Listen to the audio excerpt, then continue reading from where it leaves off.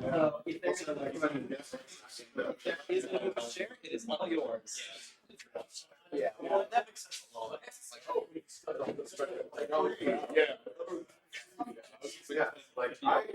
Yeah, like one guy. So good to see you. yeah. To see you too. He was another somebody with more bodies. I've heard some good things. Hey everybody, we're live now. We're gonna give it a couple minutes for folks to wander in, so just sit tight. But say hi to the stream. All right, great. Incredible. You asked for it. We have recorded witness. Yeah. Salt, wet, salt, salt.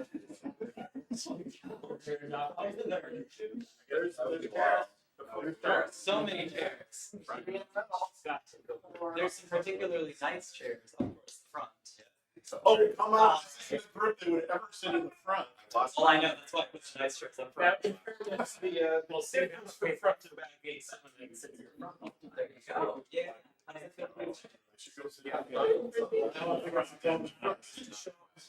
Oh, well, I have no problem sitting in the front. I'm talking about I'm gonna go with front.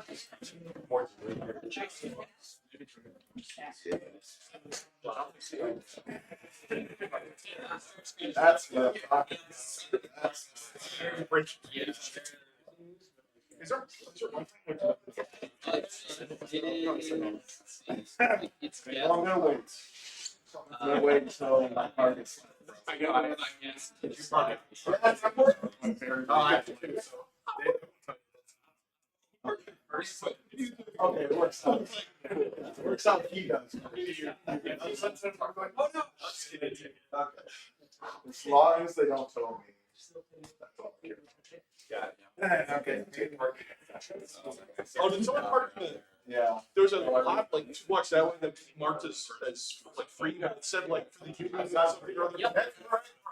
Oh, is it? Oh, really? It said like a big sign up front. So I just took the street. I just didn't wear. As long as it's dark, okay. I just didn't wear a coat. I didn't feel like walking. No, it's like yeah. Or at least it hasn't happened yet. Yeah. I've been parking No guarantee. That's the one. He's probably not going to the bar. Is there?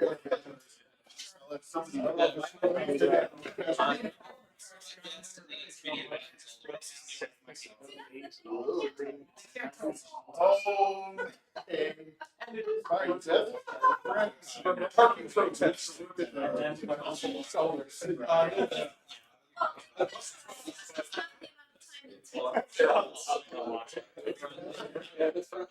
Like on the stage. people out.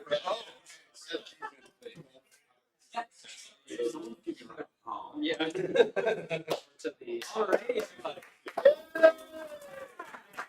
Gamedev. Incredible. How are we doing, gang?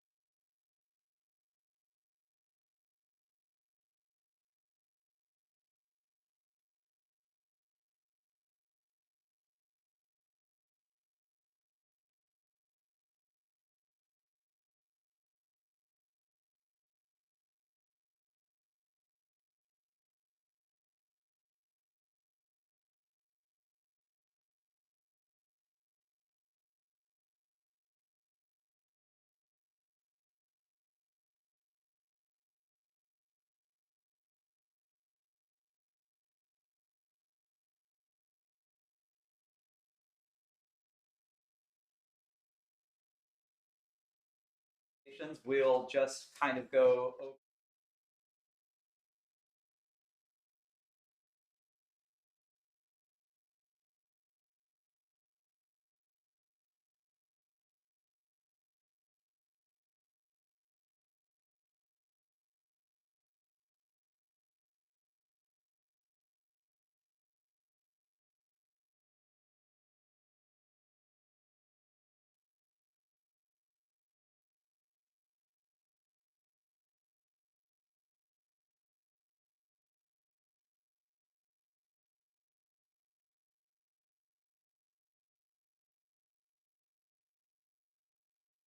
boom.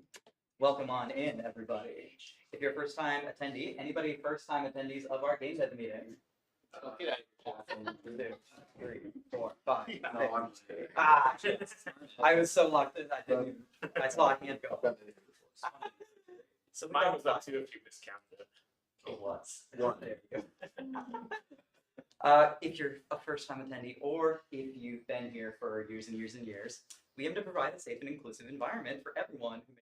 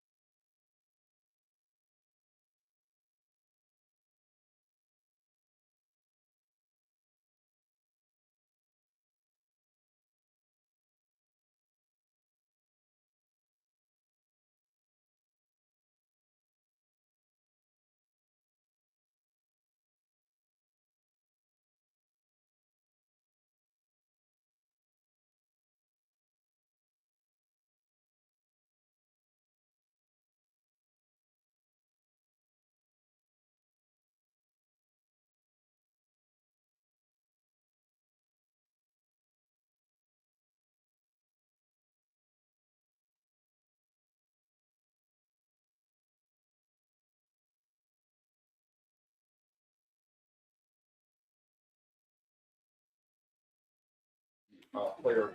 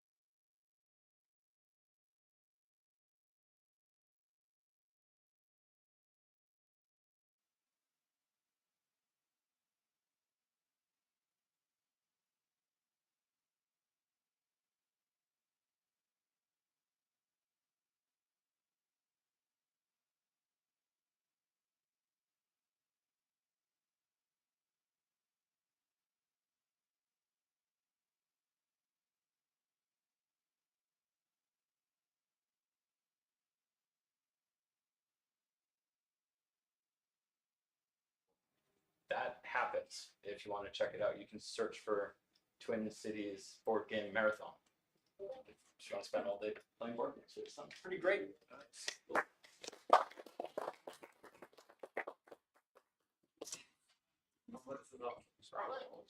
If you want to play board games and you have nothing planned for Valentine's Day, this weekend is Con of the North in Plymouth.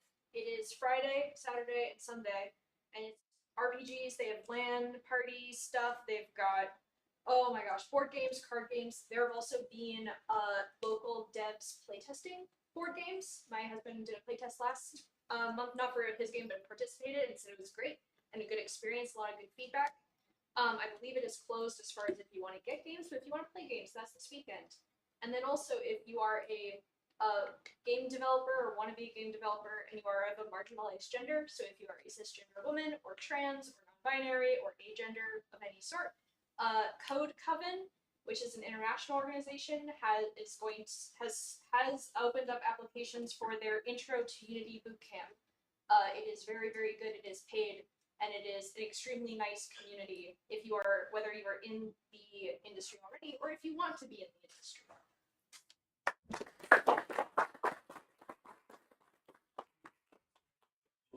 Yeah, go right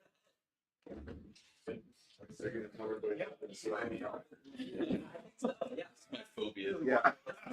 Number of plugs. This is awesome. Hi everybody, I'm Connor. I got it. I fairly new to Minnesota. I moved here in 2023.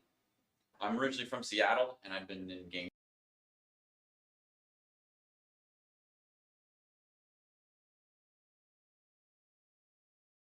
Get everybody off, and now I'm out here with my wife, and we're looking for new work opportunities and just meet the community overall in general. Yeah, so it's nice to be here and meet some fellow game developers. Yeah, you're welcome.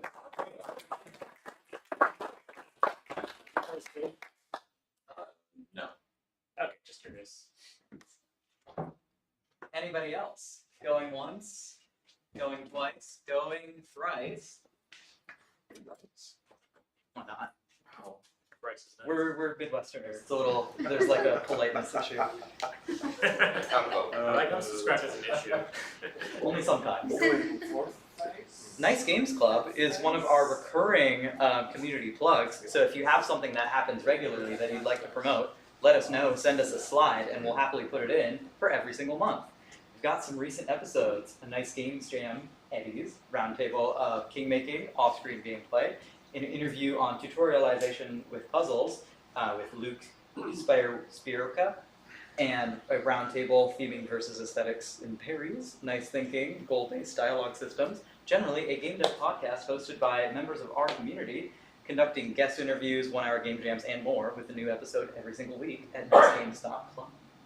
Check it out. Great. Sam read every one of those examples. Yeah, you can put whatever I- you I- want Just to there. catch your That's attention good. if you. I started and I was like, okay, I'm committed. I have to do all of it. It's always like the most eye-catching part of the deck or the slide to me, and I'm like, yeah, Nice purple. it's good. It's Sounds good. like good. Good color. Visual design. Yeah, Jam is another community thing. If you're interested in making things in any capacity, be it 2D art, 3D art, tools, plugins, things as such, Jam is the event for you. 48-hour asset jam at the first full weekend of every month, where you can just focus on creating one singular asset based on a theme determined from community-submitted prompts each month. We've got some winners from last month, the theme being battery, a bunch of very fun and creative takes on it. We have fun, silly, cute little awards with little digital award certificates if you win. And we also have an ongoing new thing that we started, which is an off-season jam, where we have a prompt put out for the off-season. So if you couldn't make that one specific weekend, but you're interested in working on something and you need an excuse to do so, you can work on it based on the off-season theme that we have, which currently, fittingly enough, determined randomly is seasons. So if you're interested, join our Discord there where we host all our events and we'll have all of our discussions. Yeah. Thank you. Yes? What was the prompt for these assets? The prompt for these assets was battery. Honestly, this was a prompt that stumped me personally, and I couldn't really get into it just due to scheduling issues, but some of the most unique and creative takes on that prompt that I've seen in a while. It was really fun to see. My favorite being the battery. Yes. It's like a real jolt of inspiration. Literally. Something you'd see at the local state fair for Battery, sure. battery. Ah, it's too Yeah. good. So without further ado, let's get into some presentations. Would any brave soul like to go first? Huh? Sure. Okay. Awesome. Yeah. Do you have a device for showing? Do you need to share anything? Are we all gonna go stand out in the hallway? Okay, perfect. Yeah, you can hold it in the monitor into the room. Just sort of somebody hold it in the door. Can't we just use our imagination, Scott?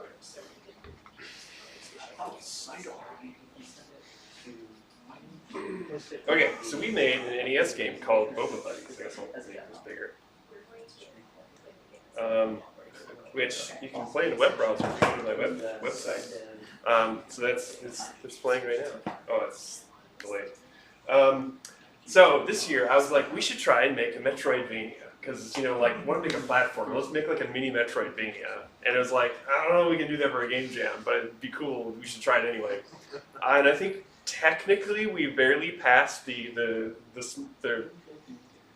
in the most general sense it is Metroidvania, that there's several things you can get. Like right now I can't jump. So, ooh, but what's this? I get this power up. Ooh, now I can jump. So now you can explore more places, including up from where you started. It's a good place to go.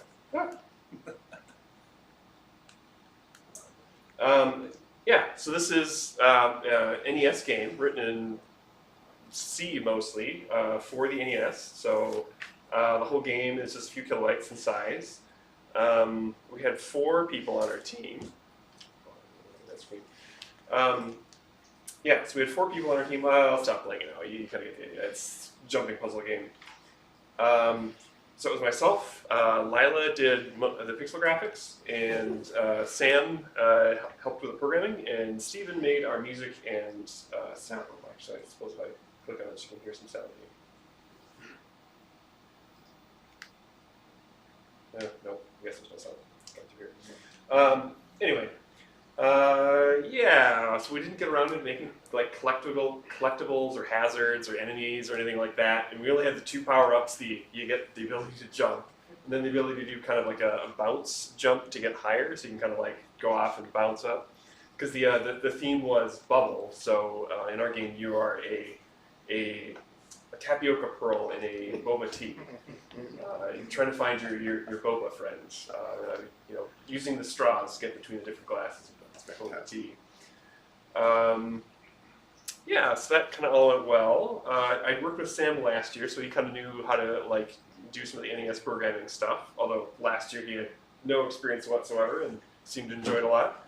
Lila was kind of excited to the idea of making an NES game, and she like had some software development experience too. So like kind of explaining how like the palette limitation stuff works, she just kind of like seemed to get it pretty quick. And Steven was interested in like trying music because he'd never really done it, I guess. And he looked up a tutorial on how to make music with Famitone, or Famitracker rather. And the first thing that came up on YouTube was by Ben Burns, which it was like, wait a minute.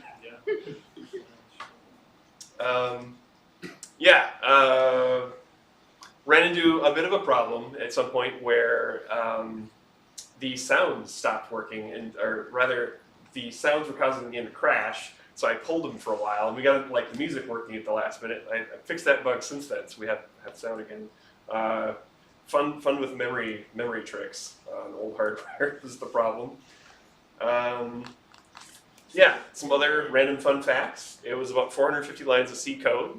I generally avoid trying to do any assembly at a game jam, but I was like, ooh, I need to do a thing for like sprite clipping, because we have scrolling screens on this. So I ended up writing like 100 lines of assembly for doing the sprite clipping, which was more than I intended to do, and became a thing that I had to debug then.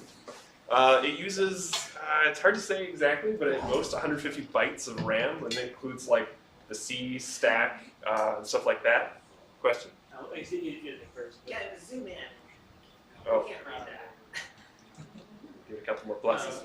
I guess my question was though, like, you mentioned like him making the music in kind of a regular music production kind of way. How were you able to get that into the game as opposed to just using? No, so that was we used a program called Famitracker, which is like a tracker program. If you ever heard of those, it's sort of like a spreadsheet for making music.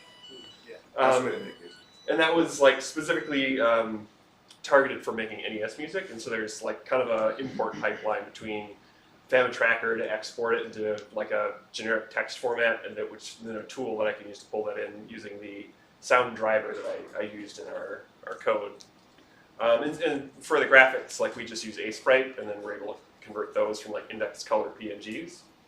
And so that's the next thing. We made 24,000 original pixels for this game. Most of them were the same pixels, because it's you only get a few colors, so a lot of the same pixels. But who's counting? Impressive. 900 bytes of music, 500 bytes of sound effects, and if you compress the whole thing, it uses this 12 kilobytes. So That's a lot. and this is always a visualization I kind of like. I'm going to zoom out slightly. Each pixel is 2 bits of data, and that is the entire game. So you got the this part is the compressed graphics. You can kind of see some of the thing. It's like the C and the D there. You can kind of see. These are all the levels. They're uncompressed tile maps, and then the code on the very left side with the music data on the bottom of that. You can kind of see where it kind of looks a little like weirdly patterned. That's the music, I'm pretty sure. Ooh, and then way down in the corner, that's the interrupt vector. That stores the address that the NES jumps to start running the code. So it's a weird, fun visualization because it's basically drawing the ROM in the same format that the GPU interprets graphics. So you can kind of see some of the graphics kind of show up, like you can kind of see the C and the D showing up in there, and even though it's compressed. Say again what the resolution of that square is? That is 512 by 512 pixels. So the whole thing is 512 by 512. So the whole thing is 64 kilobytes. Each one of these strips is a bank of memory that you can map in, and they're 16 kilobytes each. So yeah, so you can see every bit of information in the entire game, and it didn't even fill up the square. So Can you show a picture of the game again, real quick? oh yeah. That's what it is. You just Yeah. Hey, Mark. Yeah. Do you hear that? Yeah. All right, we're gonna investigate. towing my car, I knew it. Is that the fire alarm? Is that a pretty wicked one? So. Be hearing it in here if it was. Let me see. So the other question, you have more time for questions, Scott? Yeah. Yeah. So how I'll do just keep you, playing. so you're sitting there, in your editor making C, how do you get the stuff from your, Oh, so there is a From- C. what's the pipeline? there is a C compiler for 6502-based systems called CC65, which comes with like a whole tool chain. So you get like a linker and a compiler and an assembler. It's got like a really good assembler too. And so I'm just kind of using like modern like IDE tools for writing C code, and then I compile it with this CC65 compiler. And then from there you get like a little ROM file that you can stick on, you can run it in an emulator, or I have a flash cartridge that I can put into my NES to run it on the actual hardware. So, any other questions? I have one. Where's like, if you were to have more time, what would the vision be to like expand on it? Oh, yeah, that's a good question. So we didn't really get very many levels done in the game. So kind of more content for it would have been cool. The animations are kind of glitchy because I didn't have time to like finish doing the animations right. Like so, like you can see like as you jump, it kind of like flickers and. I love that dive. It's so cool. Yeah, so animations are something I still wanted to do.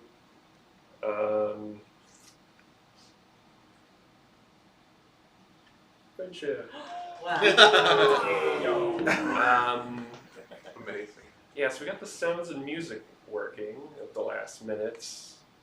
Getting the animations. Can you sing it for us? I Uh, can't hear it right now.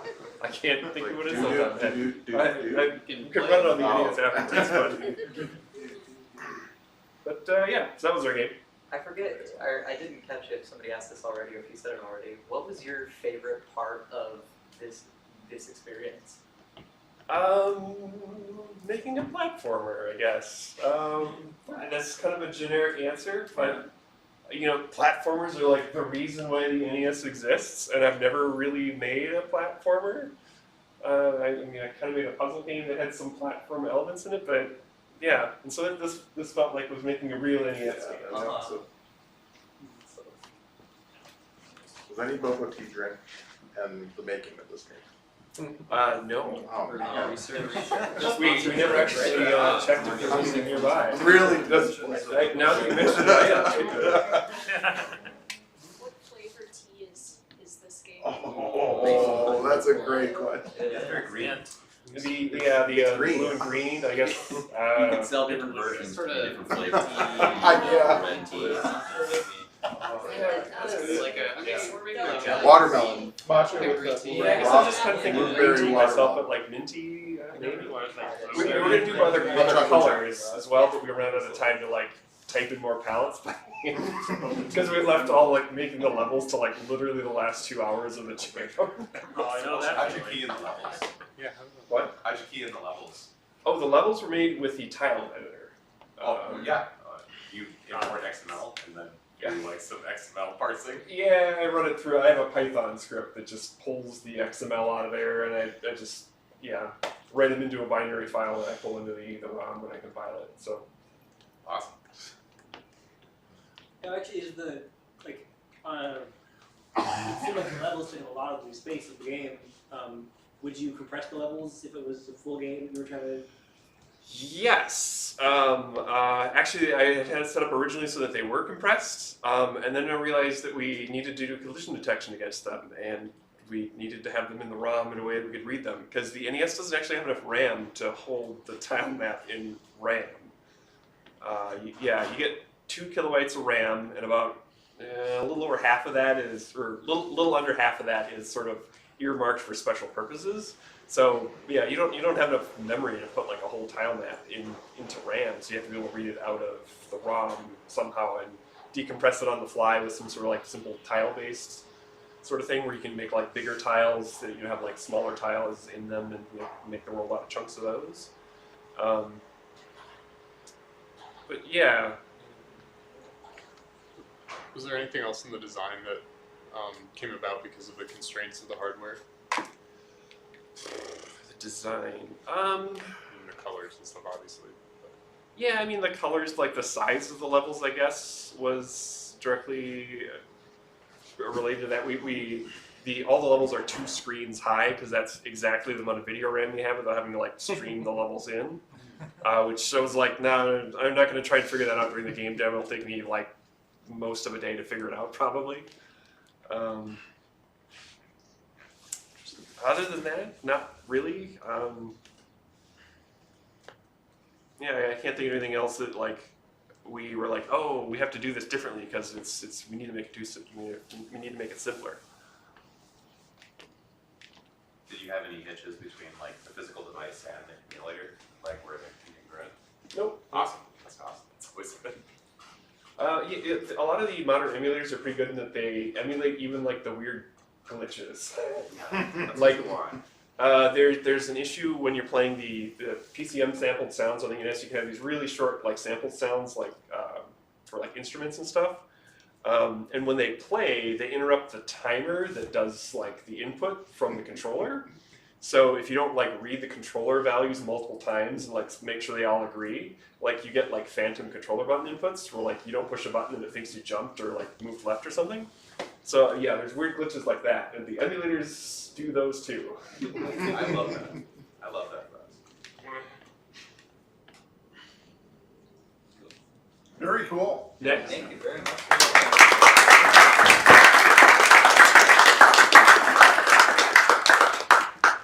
Real quick, raise your hand if you're intending to show something, just so we can get a sense of, like, maybe one per team. 1, 2, 3, 4, 5. Yeah, you can do. I mean, I didn't. Okay, cool. Thanks. Can I ask another procedural question? yeah. In past game jams, the games would often be someplace where a civilian like myself could go find them and maybe play them. We could most certainly make that happen. Once our next presenter starts presenting, I will find that link and post it in Oh. the Gamedev meeting chat. I knew Sam was the person to bring up. Thank you for pointing that out, though. I completely skipped my mind. I'm probably the only one who wasn't here. A couple of the games I was Wonderful, yeah. Okay, do we have anybody that would like to go next? Alrighty. We'll have enough on deck. Hi everybody, my name's Andy Gore. Hi. Hi, Andy. I'm in a game.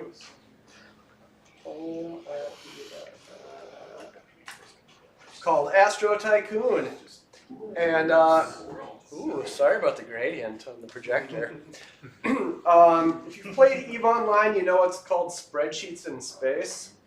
I've also played a game called Prosperous Universe, which is spreadsheets in space without any pictures and without any fighting.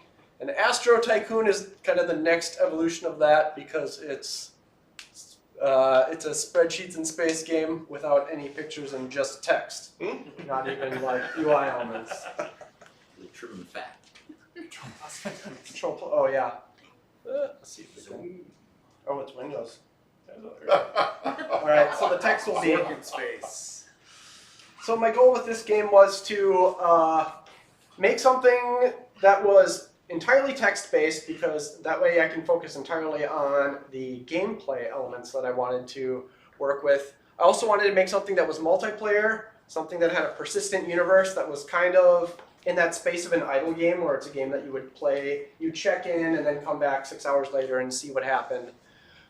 Play with a bunch of different people, and also persist the data that went through so you can shut off the server, make a code change, and everybody's saved data is still there. And I also wanted to focus on, as much as I could, the interactive elements of the game where you would interact with other people. And Astro Tycoon is what I came up with. It's kind of a game in the 4X genre, sort of, where you're focusing on the production, trading, kind of economic simulation. As far as how many things got done versus how many things I wanted to get done, I'd say it came out in really good shape in terms of being able to connect, being able to do the things, and there's enough actions there that it's like kind of like a game, but not everything exactly happened. You're welcome to play, even right now. It is really hard to play on a phone, I'll warn you. It's a text game. So let's I can send a ship to explore. Like my ship, Medium Bertha, I want it to explore. Goes out to the star. I tried to be kind of, I tried to write good, or slip in some interesting text. I had been playing Caves of Qud lately, Q-U-D. And like, the story, the writing, the story is really beautiful there. Like, I didn't achieve anything like that, but it was kind of something I wanted to play with in certain areas.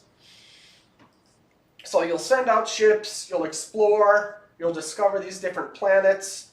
As you discover a planet, you can invite other people to join you on that planet, and upgrade the infrastructure of the planet, which is kind of like the shared universe that other people can interact with.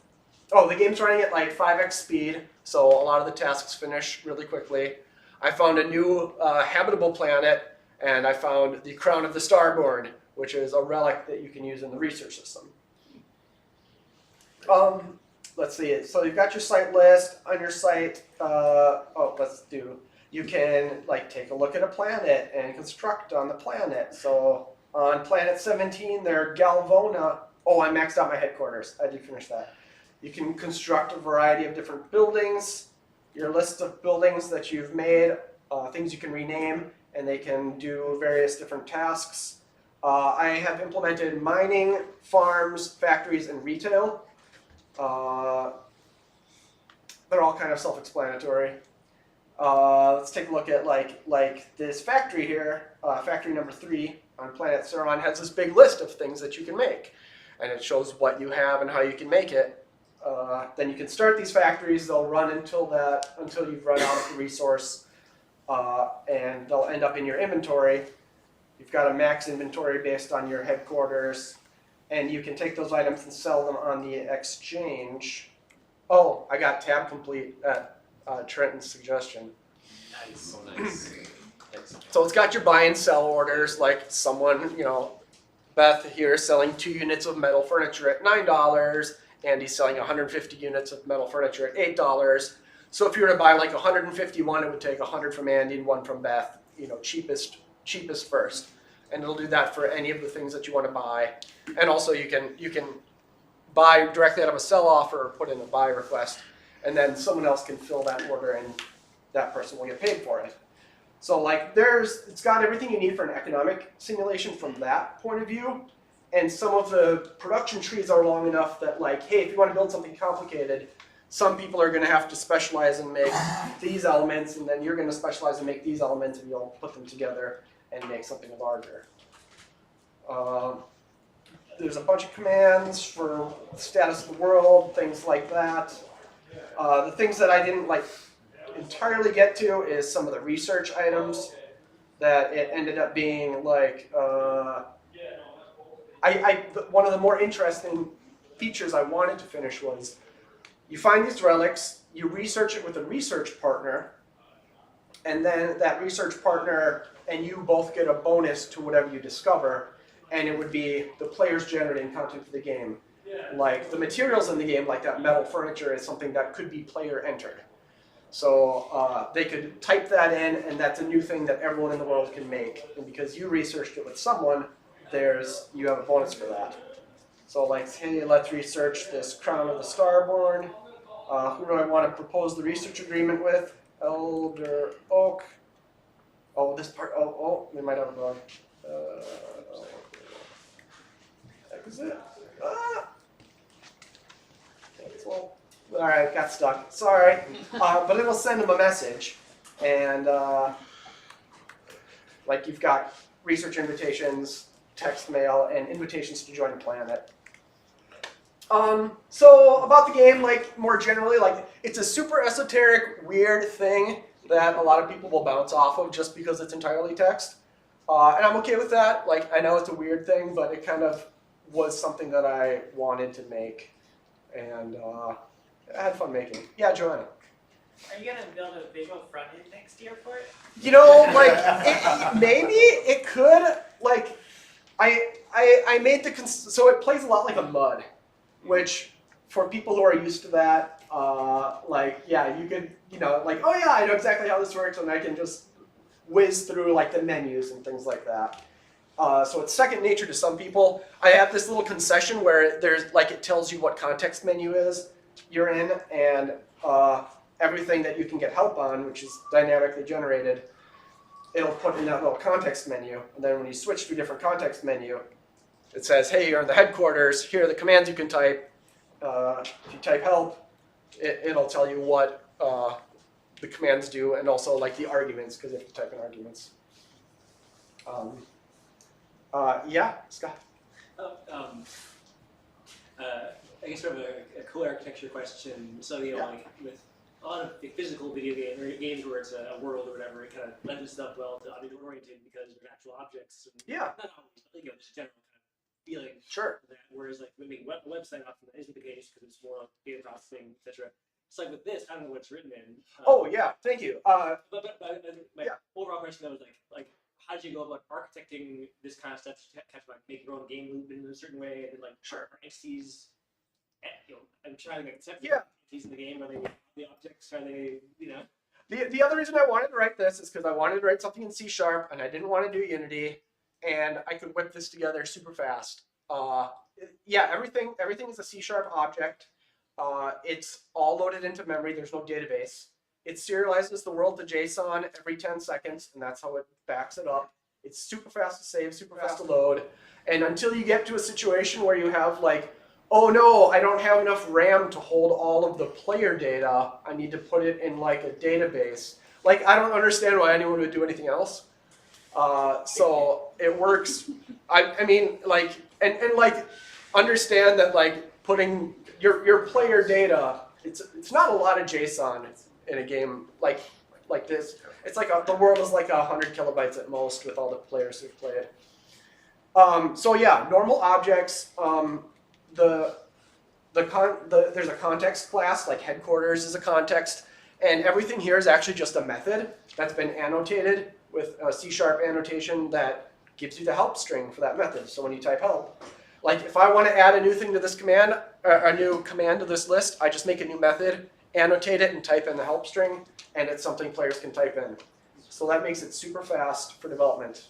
And also hot reloading worked super well, and almost all the time it worked. I did a little write-up if you're interested in hot reloading, but the development cycle is drastically faster than Unity, where like our projects in Unity, like an assembly reload takes 10 seconds every time you switch back and forth.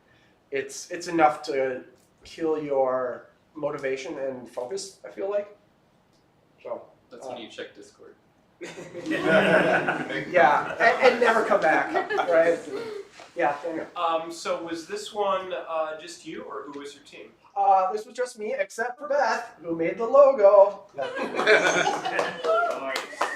And last minute logo. I like the smiley face. Yeah, it's a happy. I really think you should do a Dwarf Fortress style. Sure. For the graphics. Yeah, when I was planning this, the big question was like, when I was planning it, it's in ASP.NET Core, which doesn't have anything to do with what ASP used to be like 10 years ago. It's really just a new C# thing. And I did almost no web programming. All there is a little bit of CSS for the glow and the gradient, and like just enough JavaScript to like, hey, dump a string in the console. Like that's it, because I don't want to do any web stuff ever, basically. So that was the motivation. Yeah.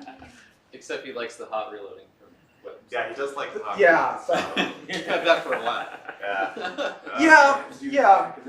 Yeah. I mean, it's nice. Like the connection, like can like through a lot of stuff. Like the connection persists. It'll just give you the title screen again, the logo again, and it'll keep running. You can make changes to this game with people playing who won't notice that the change happened, really. Yeah, Beth. When can I fix my ships? Yeah, so, yes. I know. I gotta fix the so your ship takes damage and you can repair it with hull plates will be the idea. They don't take damage fast enough now for it to matter, and that's like a balance issue because like nothing in the game has been balanced or thought about coherently. Exploit it while you can. Like you can build furniture at this rate and rations at this rate, and like I don't know if they're off by a factor of 10. Yeah, I mean you gotta hire an economist. I know. Like there's. Is your economy worried about Andy being, having a monopoly on the market? I'm sure you'll do a server wipe at some point. We'll have to, the ethics of the developer playing the game is a conundrum, yeah. Josh. So when you were coming up with like representing things in text, did you try to model it such that you were, like say you had like a 3D model or something for like an entity, but instead of like it being a 3D model that you're spitting out its text, or did you just hard code everything and run with it? Oh, sure. No, the text is, all code is data and all data is code. So I don't see value in creating a layer of indirection in order to provide like text strings for a game like this in this situation. You know, like translation would be a whole thing if someone cared to localize a game like this. Yeah, because it's also not a game where it's like, you know, you want to pretend that you can hand off part of your game to a non-technical level designer and they will be able to edit your intermediate file, but they can't edit the code. Well, I think the code for this isn't any harder to edit than anything else, so a lot of those types of strings and data and gameplay objects exist in the code. If you want to change it, you can change the code. And I have a lot of philosophical feelings about that that I could do a longer talk about. Save it for the bar. Yeah. How does it tie into the jam theme? I don't even know what the jam thing was. You had a mission. Yeah. You accomplished. Yeah, it's great to ignore the theme. No, sure. I just if it was gonna be bubble again, it's like, oh, there's an economic. There's warp bubbles. Oh. Planets are like gravity bubbles. No, economic bubbles. Have it crash periodically. Sure. Yeah. That's why it's not balanced. Why didn't you adhere to the 80 column? It's not a lot. I don't think. Whose rule is this? I thought about it, honestly. I thought about but the issue is when you're typing things in, I just didn't care. So like there were some strings that got kind of long at various points, and it's just like I don't know. Oh, and like I thought about Eric's suggestion, like, oh, it should have Dwarf Fortress style. Like I thought, the question was, should I do an End Curses style terminal game? And the start of this, the first thing I was like, oh, this is going to be a game where you telnet in and play it over telnet, because everything here would work with that, with the exception of like people tend not to have telnet anymore on their computer. So what is telnet? But opening a socket. Yeah, but they have web browsers, so now the web browser just does that and write as little web code as possible to make it look like a telnet. Yeah. I would love to telnet into this. I actually do and have color, you get the colors. Yeah, totally. Somehow I'm not surprised. Yeah. I was curious, since everything in this is just sort of text generated and scripted, Yep. would you consider, if you ever needed to graphically represent something, to just feed it like an image generator? Oh yeah. Like real-time So the game does have support for images and sounds. If you call play sound, it will play the sound on everybody who's connected, and it'll just drop. If you put an image in, it'll drop. That's so terrible. That's so much something. Yeah. Please stop. There's definitely concessions. You know, like you have no password because I didn't want to have that liability. So there's that wouldn't happen in a real game. If someone as an artist came to me during the game jam and said, hey, I really want to make art for that, like every time you look at a planet, it would pop up some kind of planet image. And like it supports that. I don't want to do like layout, right? Where it's like, oh, here's a planet and then there's text on the right side of the image, because then you're writing web pages and that sucks. So like it's a thing that could happen. Yeah, you check our messages. It'll be funny if like you kept clicking the button to view my ship, but it just kept regenerating Oh. a new AI image and it was different every time. So you just sort of appreciate it. Yes. No one would use that power for evil. Yeah. How are you hosting? This is running at my computer at home on port 3000. I think, yeah, I mean, you'd have to run it somewhere that you paid for probably. And so, hey, if the game's not running, just send me a message and I might turn it on for you. Otherwise, it might be off. The creator's asleep. I'm really interested in looking at the code. Are you going to open source it? Yeah, it's all on GitHub. Awesome. Yeah, I go, really go want check it to. out. Like, I'm really happy with the way, like, serialization took almost no time to have the world serialized and in and out. That's a model that worked really well. All the data migrated from the beginning of the, you can see here that there are people who played during the jam. And their accounts, their buildings, and all that stuff are still there because it was easy to read in the data, migrate it forward. And that was something that helped during development. So like, as I built planets for myself to test features, all of that data stayed too. How do you feel about Andy 2? Andy 2? He's a good guy. He's a good guy. Counts. Often running, yeah. Is that multiple Steve's boxes. got a monopoly. Multiple Andy has boxes. got a monopoly on this Yeah. society here. He's got 2. Not quite code classic, but. Anybody else? What was like the biggest challenge? Besides making an MMO for a game jam? Like, I would have liked to put more time into design, and I just kind of ignored all of that. That makes sense.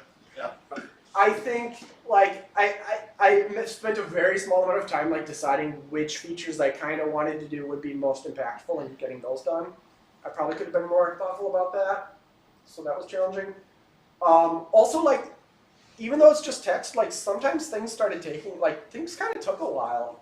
Especially the research invite system, which is, like, 70% done, is kind of a lot of work, because you type, you get the relic, you start research on it, you send a message to someone else to invite them, they accept the invite, and like, because it's all asynchronous, all of those stages are persisted on the server, so you're kind of tracking a lot of state for like, what is in an invite, what planet is the invite pointing at, what relic are they using, and like that was a time sink, and I was hoping to move faster, so that was kind of a challenge. Yeah.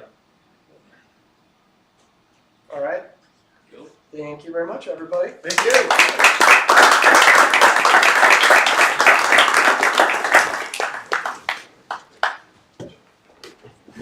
Sam, for the next person, I want to fix this mic. Sounds Having good. some audio problems with the stream a little while ago. In the meantime, for the people who are here, all of the games that were created for the Noble Robot Jam site have been shared as a link in the Discord, igdatc.org/discord, again, if you're not in there already, under the Gamedev meeting channel.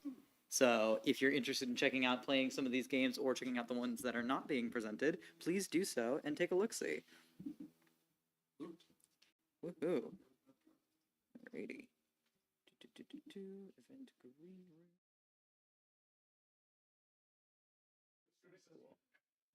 Okay.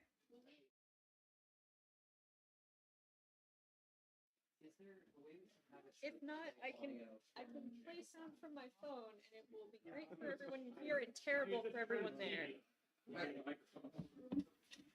Answer is hopefully. What games are you playing music already? I think we have to. Maybe. Because we might slam. There we go. Oh, it's on. It's not a sync. Guess what? It's on SoundCloud. We're gonna have to. Fayad unfortunately could not be here because the roads are terrible in Rochester. So you have Lydia And Zach. Hello. We also had Edison, who made the music, and Johnny, who was intended to come, and then his plumbing exploded. I don't know, literally or close enough. And unfortunately, really couldn't do the jam, but he is memorialized on the intro screen. He helped with the concepting. If you play the game for yourself, you should scroll over all of the little cat toys because they all make different sounds. We have It is a platformer, little light puzzle platformer. So you're playing as Joff the kitten of local hero and IP Alice Danger, who is an inventor and an adventurer. She lives on a floating ice house. She's invented a floating ice house. But oh no, look! We can't get to the bird because it stole our fish toy. How are we gonna jump over there? Playback's slow. Do you remember how it was just click, right? So you meow to interact with things, and you find out that the local inventor Alice Danger has invented a type of fabric that makes dialogue tangible. And because she didn't have enough of that fabric, she made mittens for her cat, Joff, of a name voted by the community. And so the game is you are able to jump and climb on these little dialogue bubbles. Very much what we wanted for the narrative is we were thinking that this would be like a spin-off IP. So like Alice Danger has her mainline stuff, and then there's like side stories based following her adventures or her inventions. And so this is one of the inventions. Now in the background, something fun and exciting is happening in Alice Danger's world, but the cat doesn't care. The cat just wants its toy back. Do you want to talk about? Oh yes. Yeah. I guess I started talking. Yeah. So Alice Danger was one of the local modifiers. It was a hypothetical IP series that came out of Minnesota that we had the option of including our game as part of that IP. I'm not sure if anybody else chose that multiplayer, but yeah. It had like a rough plot line of there's this guy trying to drain the lakes to make a parking lot, and so that kind of spun out into, oh, she lives on one of those lakes, she has the ice house. What if you made an ice house that floated? She probably figured it out. Did you want to talk about the level design and stuff? Yeah. So our strategy. Can we help this child? Yeah, that child is me. I made that baby sound. There we go. The baby's okay now. Baby's happy. So yeah, in preparing, we did something that I haven't done a lot in Game Jam of actually like spending a lot of time getting a design out. We got our like basic concepts and then fleshed out a bunch of like interesting scenarios that we could do with the concept. Mm-hmm. So like one of the vignettes that we had was a baby interacting with a baby, and we came up with the idea of what if, babies make a lot of noise, so that is an obstacle. Mm-hmm. You need to, so the idea of like, is it a bridge or is it a platform that you can jump on, or does it stop you from going where you need to go? Oh no, there's our fish. Gotta get up there, but how? However. This one might be one of the main challenges, is that all of the level design happened in the last 3 hours. Yeah. We had the ideas sketched out like Friday night, and then got to putting it together in like the last 5 hours. So we very much wanted. We went from like, we have 3 things that we would love to show as like, to show the mechanic of tangible dialogue bubbles, to if we can get the first one down, that'd be great, to, oh my gosh, I think we can actually get all 3. We have a beginning, middle, and end.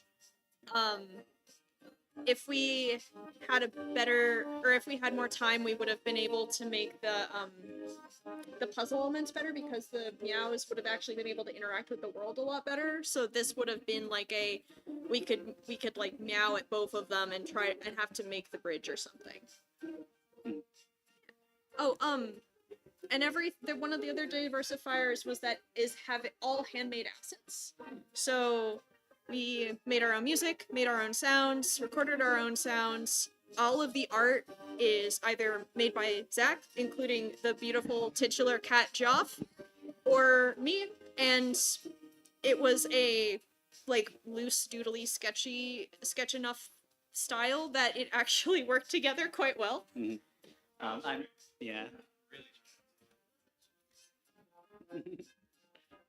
But yeah, and I can drop the link to the SoundCloud for the intro song because it is so good. Please show it some love. There you go.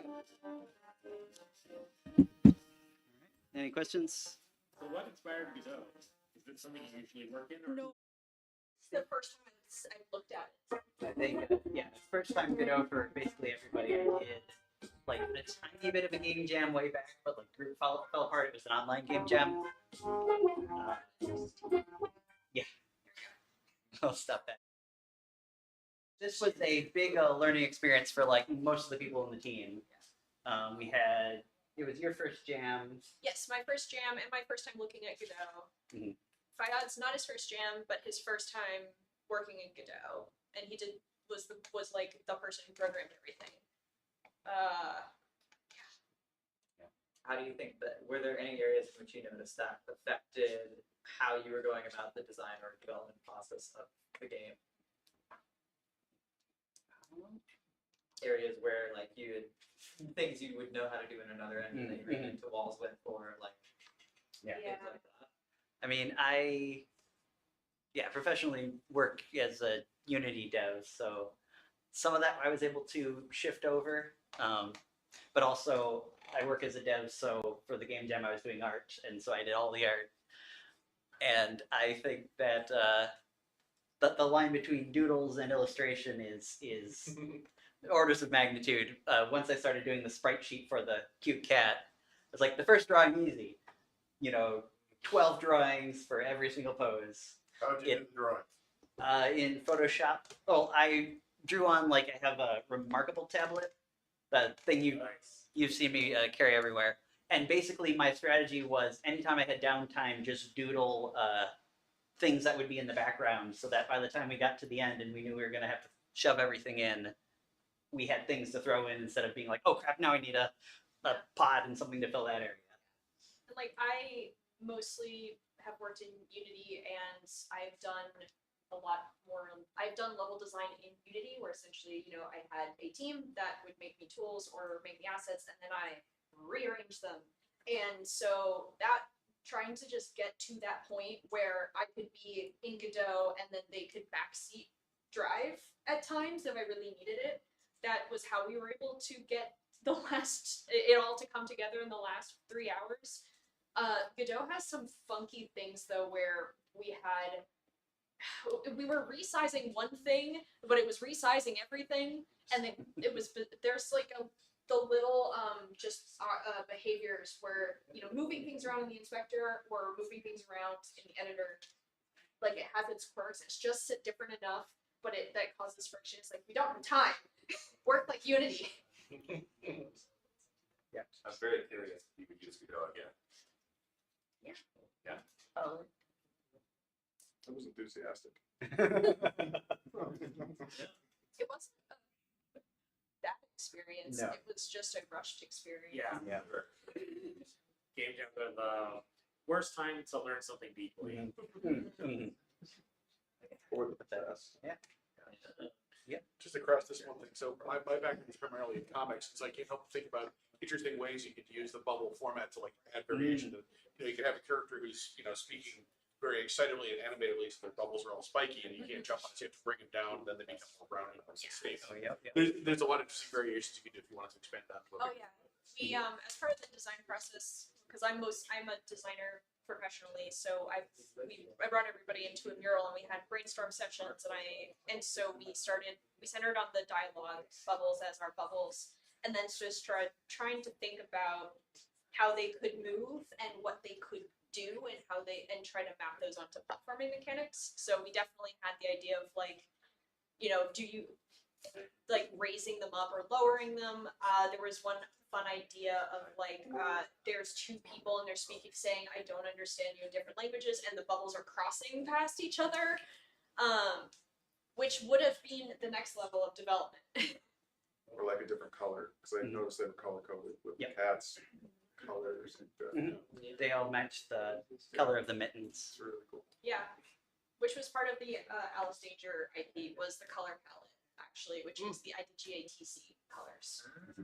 I think the only change we did is we adjusted the value of the red and the blue so that way they'd be colorblind friendly.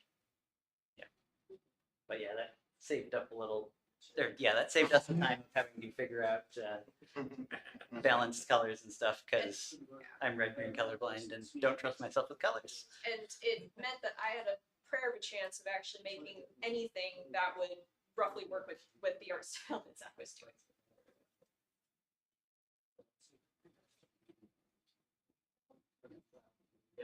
Thanks so much.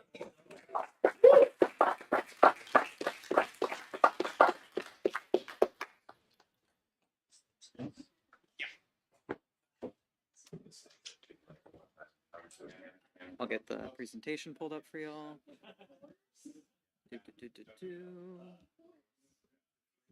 Should be, yeah. Yeah. Oh yeah. Alrighty. Okay. I guess I can start. I mean, the slides.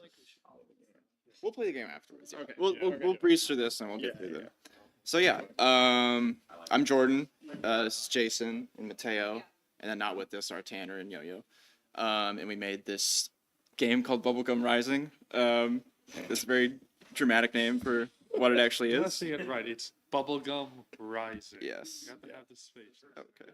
And yeah, basically, the slides will just kind of go over how the production, what little we had, how that went. Day one was just, brainstorming. We all met here. That took about, like a couple hours, 3, something like that. I feel like it was less than that, but there was some time with just on the whiteboard drawing stuff out, writing down the different ideas that we had for the game, and then just kind of working through those step by step. Yeah, and we kind of already had decided basically to do just like a basic platform. We didn't want to try and get this game design idea that we didn't know would be somewhat fun at all. So we just wanted to go something really simple and stuff like that, and just hey, it would be really nice to actually polish something for a game jam. So it was just a sort of this platform where you blow this bubble basically, and you try to avoid the obstacles you can see on the left there. You try to avoid birds, planes, meteors, satellites, and then, well, not satellites actually, and then spaceships and whatnot. So yeah, basically you have just you collect bubble gum, and then you can use them to blow your bubble either larger, and you can shrink them as you go and stuff like that. And this was the initial board we came up with. We ended up not doing everything here, of course, because it's a game jam. And then yeah, and basically we just kind of organized ourselves into a Trello board. Basically, we made a separate column for art, music, and then programming. We just had one artist. That was our first game jam and first time doing any art for games and whatnot. So it seemed to work out pretty well hosting that. And then Mateo was music. But we did have 3 programmers, so we actually did need to be somewhat organized for that. And we mostly kind of broke it up into, I think I was working on the initial movement stuff, and then Jason was working on a lot of time on the enemies. Yeah, just spawning enemies and whatnot. And then Tanner's not here. Did a lot of the backgrounds and kind of visuals and stuff like that. So day 2, things started to actually get together. Sky gradient, obstacles, actually collecting gumballs and whatnot. And we're all kind of working in our own scenes in Unity. So we didn't want to have to worry about merge conflicts with scenes and whatnot. So we're just okay, let's just stick to our own scenes and whatnot. So we were kind of in silos for a little bit. And I was a little nervous how that would all come together, but spoilers, it did come together near the end, and we were able to get a lot done in game 3. And then everyone can relate to Tanner's commit message on the right there for game jams and whatnot. But yeah, yeah, and there's some of the art that's in the game too, and we can actually show the game too. And there was that. I wasn't sure the structure of this, so this was just a little landing thing for that. But let's see.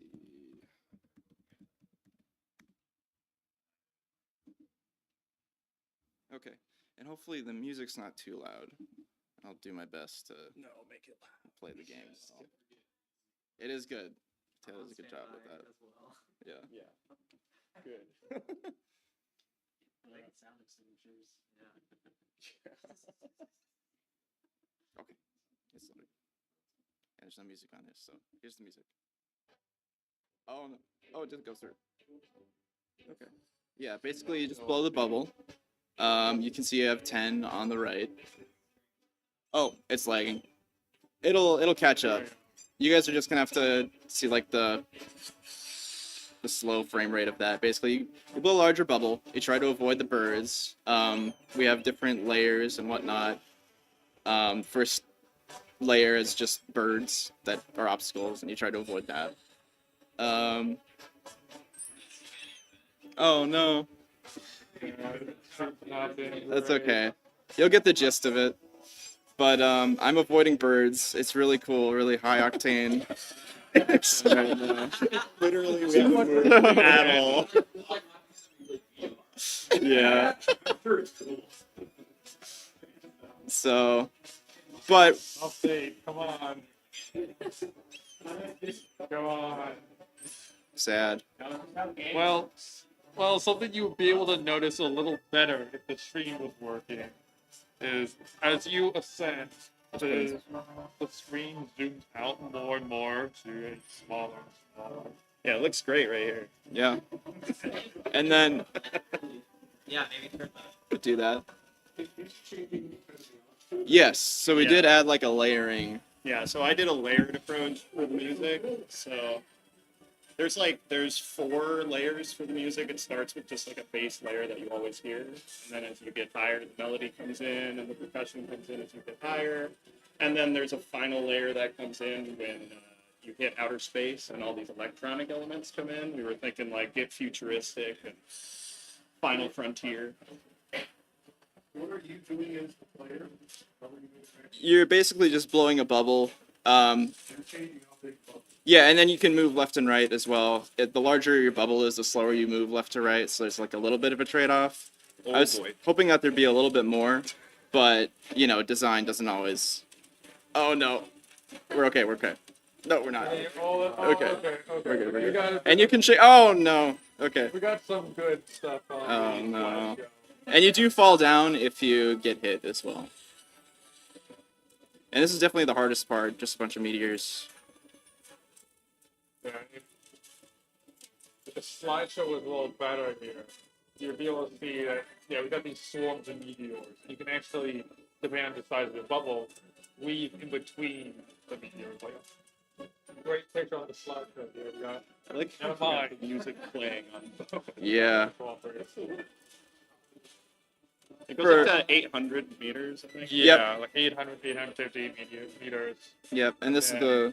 And you reach the end screen. You reach the bubblegum planet with all your friends there.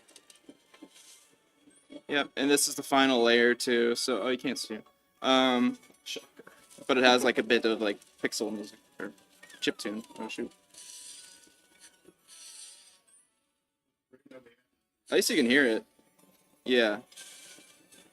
Oh my gosh. That's Luckily, this is on itch, so if anyone wants to see more than just a slideshow, they can actually play it. And that's it. You find your friends. Yeah. Very cool.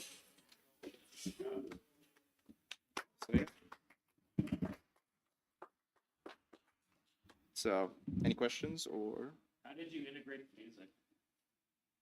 Oh, actually, that'd be a good question for Tanner. Yeah, Tanner's Tanner always was for the that. one who Basically, just recommended goes that. off like your elevation most part. So we define like I forget like the scientific layers, but there's like 4 layers. Oh yeah, The ground layer. Let's see, I think it's like stratosphere. Troposphere. Oh yeah, no, yeah, troposphere, stratosphere, mesosphere, thermosphere. Yeah. So was that like Yeah. coding, or was there like an integration with F1 lines? There's just like 4 tracks that we like mute that start in like basically like if you're above if you're above like 200 meters, then like unmute to above basically. So it's just like really basic. Do you have a question? So I guess it wasn't as visible here, but I saw your demo on the Friday after the jam, or Sunday after the jam. What is that? I'd love to hear more about your parallax when you're going up. That's awesome, Tanner. Oh. But it's really cool. You made like I hope he's listening. yeah. You made like we can ask about it. Yeah, you made like a shader graph thing that I don't like shader graph. I don't like being in that area at all. So I'm glad that he enjoys it for the most part. But yeah, like the whole thing, like he made like a custom shader. We had to have like a quad follow like the camera and stuff like that. And basically just like feed the player elevation into it, and then that would like sample a gradient, and that would also like add some mountains if you're below and whatnot. Yeah, does that sort of? Okay, so it's like all shared. Yeah, basically. And there's like some fake depth in there, I'm sure, at some point. So. But yeah, it's kind of nice not knowing everything with that, because usually with other game jams, it's like, oh, it's just, you have to do everything, and then it doesn't look as good or sound as good. So it's nice working on a team. Yes. Did you also do the sound effects? And if so, like, how did you go about that? And what were kind of the decisions making? That was probably the most rushed part. The music took a pretty extensive amount of time. Just like the inspiration was Mario Galaxy, and it was like, okay, we got to sit down and do that, and it took a while. And then Sunday, it was like, hey, let's compile as many sounds as we can. Some of them were just like made in my DAW, right, with like synthesizers, but then a lot of it was also just like sourced from like a library, and then whatever morphed them to how they would fit, you know, the animation. So yeah, it was funny because you know, we met up Friday, and then like we just kind of let Mateo do his thing. He went to his music cave or whatever that he had, and like we didn't really hear much from him like the whole day Saturday until like at like what, like 12:30. It was like midnight. Yeah, midnight is like here's music. You're like, it was like it was definitely like, okay, my goal is to finish this on Saturday so I can do sounds on Sunday. Yeah, and it just ended up being like, if I could do it again, I would maybe do it a little differently. It was like, okay, now there's 4 layers and there's a lot going on in everything. Why did I do this to myself? It ended up working out. Yeah, and we kind of had joked like during the brainstorm. It's like, oh, just make it like Mario Galaxy or whatever. But I didn't know it was hard. But yeah, it was fun. Yeah, I got a parking ticket during that day. I was in my studio the whole day and like left finally at like midnight and just saw I had a parking ticket. I'm like, oh, great. Just a parade. An unknown parade. So like the game is pretty like challenging all throughout. Did it get to the point where you had to start adding densions to test the higher levels? You can actually just, because like all it is like, are you above 800 meters? And like that's all you can do is like you just go in there, just slime up. Yeah. You know? So that was cheap. Or what I did was I just changed when the different layers start. So you go like I want to test out the mesosphere enemies, so the meteors. So you go, okay, the mesosphere starts at like 20 meters. So, but I did think about just adding like a basic little like command thing that you just like, just but I feel like you got enough time to balance the game. No. Yeah, I wanted to, like there to be like a little bit more acceleration to make the movement more interesting. Right now it's just kind of like if you move, like you just get set like a linear velocity and stuff like that. Based on yeah. You can thread the needle. Yeah. And the meteors, they really do put you through the roof. Honestly, even the planes are very simple. They're just going a straight line, but even those can really get you with some swarms coming in. Get a nice cortisol spike when you see one. The sound effect too. Yeah. So. For each of the 3 of y'all, do you have like a personal highlight from just the jam overall? For me, it was just like on that final day, just being everything together. I think it was really cool because we were in finals before and whatnot. So it was like oh shit, it was like oh, shoot, is my movement system gonna like work with Jason's like enemies stuff like? But it all was like coded in a way to basically just work with like Unity systems, which is a nice thing. We're just Unity a lot. That's still not so, yeah. But I mean that was a highlight for me. It's not cool. This is gonna work. So I spent a lot of time on working on all the endings, so I actually had to do a lot more play testing. Got more time to play the game. I think my favorite part about all of that was the meteors and getting those to feel good, especially with the whole threading the needle between them. That was something I really wanted to get in there. It's pretty satisfying. Yeah, exactly. It's satisfying when you can thread the needle. So I'm glad that worked out. Yeah, I'd say mine would be similar to yours for like when you finally see it all come together.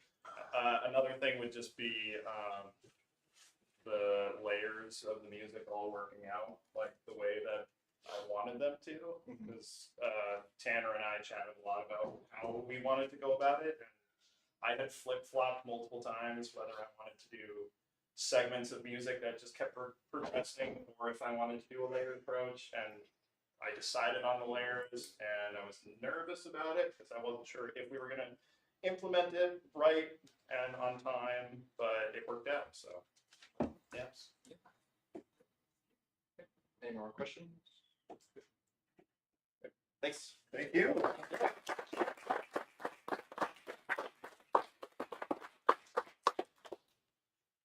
Eighty. So, who do we have left remaining that is planning to present? We've got my group and Trent. Okay. Cool. And Isaac Shamari. I can't. Our team wants to. Okay. I will get our stuff set up for Bubble Boat then. And I just, the slides are super big, so if y'all want to join in, it's just like overview of like what were characters we liked, how we started, etc., etc. I'll holler from the seat here. Perfect. Because I want to see what you're presenting. No.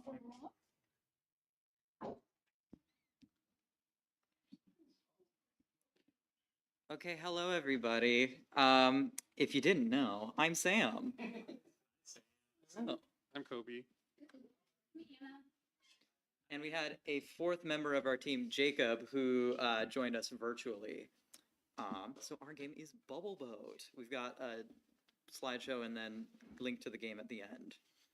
So, like with starting out, we ended up being paired kind of together as a team because we were both kind of interested in making something in 3D with a small boat. Either Kobe's interpretation was doing like a river or a like body of water, and I was thinking of like a bubble bath world or something. We were all three of us here in person, one remote. Hi Jacob, if you're on the stream. Hi, Jacob. Hi Jacob. And our general interests and skill sets. So Jacob and I were both primarily 3D leaning artists. So we ended up sticking with 3D because of that. And we were kind of going back and forth at first, I feel like, on what engine we wanted to go with, and ended up going with Unity just out of an opportunity to learn a new engine and to get back in touch with an engine that you have not done a lot of in-engine development in a while. And we also had a bunch of helpful examples and tutorials for some particular game mechanics that we were interested in checking out. Also, I've just developed a habit of being able to fill time with talking a lot and elaborating about things. So, yeah, feel free to jump in whenever. Yeah, I did. Anna and I did the programming, and I have only a little bit of experience in Godot. Like I started learning over winter break, like in December. So hardly any, and only like 2D stuff. Yeah. And I had never coded in Unity or C# before, so it was a new experience for me. Yeah. A great way to learn a bunch of stuff fast, kind of, mostly. Yeah. So yeah, one of the constraints for our project that we ran into was just with a lot of, with our programmers being new to the engine and Jacob not having experience with Unity either, and just being remote contributing assets. I was kind of trying to teach Unity and realizing that I had not done anything in engine, like implementation, in like 8-ish months. Most of the stuff I've been doing recently has been like 3D pre-rendered stuff or just creating assets and then sending them off. So this was kind of a refresher crash course for me in Unity as well, trying to relearn it as I was kind of attempting to teach it. Sam did such a good job, like helping us through and knew so many things. No, it was a big help. I'm glad that we went with Unity for my, because yeah, you were able to help us. It ended up, we were able to lean on a bunch of other wonderful developers throughout the room. Shout out to Trent and Jordan. Other folks helped us as well. Thank you so much. And just between us as team members, we had kind of limited availability, and we weren't all able to stay for the full amount of the time. So we kind of knew going in that we'd have to be strategic with what we were making and the scope of it. So this is kind of some of the design process. As we were considering that, it evolved into a little toy sailboat with a bubble wand as the mast. And what if you are flying around sort of like a 3D like Flappy Bird kind of weighty mechanics of blowing a bubble and puffing it to fly around, which Jacob did the model for this amazing boat, as well as a bunch of the other assets in it, going with more of a playful like color palette to lean into the toy boat look. That is from, what is it? Coolers? Yeah, I think? that sounds Yeah, right. I think yeah. that's a Coolers palette. Yeah. It's an online thing for just finding a color palette. You can randomize, lock in specific colors you like, and then continue to randomize and tweak from there. So I did a bit of that just to find a sort of vibe that looked about right that we wanted for some of our in-game assets. And then here are some of the other props and supplementary elements that existed in the game. Everything except the lily pad was an obstacle that you had to avoid, essentially, that were flying around the map. The lily pad was something I did. I ended up falling down a rabbit hole of really enjoying doing the environment, which didn't end up contributing a lot to the actual gameplay.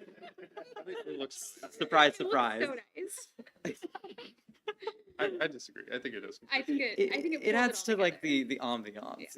Yeah. It would look really barren otherwise. Yeah. So we ended up pivoting a lot throughout the process. So main standouts were just to keep the gameplay more concise, we reduced our initial idea of like an open kind of freeform map down to a strictly more linear rectangular level, using just like a constant forward momentum to limit how much horizontal like drifting space you had. So we knew roughly how much you would be able to go in any direction, like at most, which allowed us to better curate how we were laying out obstacles and objectives that you had to go through. And then we wanted to add some challenge to it, so we came up with a fuel mechanic to add some strategy to the game without expanding like play space or adding more assets for us to do. Yeah. Originally, I think we were thinking about a collectathon maybe. And That was collectathon was kind of the initial goal we went in with, but it just fell away. Yeah, we were like, okay, let's make these mechanics work, and then we kind of pivoted to, okay, we have these mechanics that we think we can do. What is a game that would support that? Oh, there we go. This is an in-progress glimpse. I think. I hope.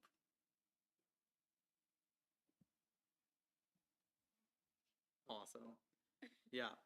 From when we were just getting things going, highlighting some of like the base mechanics. Before we could Uh-huh. turn. Yeah. What's the red? That is like a little UI element, like a bubble wand tube that it ends up displaying better in the final version. Little fuel meter, basically, that depletes as you jump and replenishes when you either float through a giant bubble wand that you see throughout the level or pass through a bubble that is floating around. Challenges. Merge conflicts. Yeah, we ran into that was I think the biggest challenge. Kobe did throughout. not understand how much of like just like all the in like I guess it's the environment code that Unity just like generates. We didn't understand how to manage that very well at first. So yeah, like you were saying, having to work in your own scenes was a lesson we had to learn the hard way. But that's okay. We persevered. Yes. So this is like a glimpse of what the final gameplay kind of looks like. So you're playing as the boat kind of flying through these giant bubble wands. And we should be able to, this should take us to the thing. Awesome. Let's see.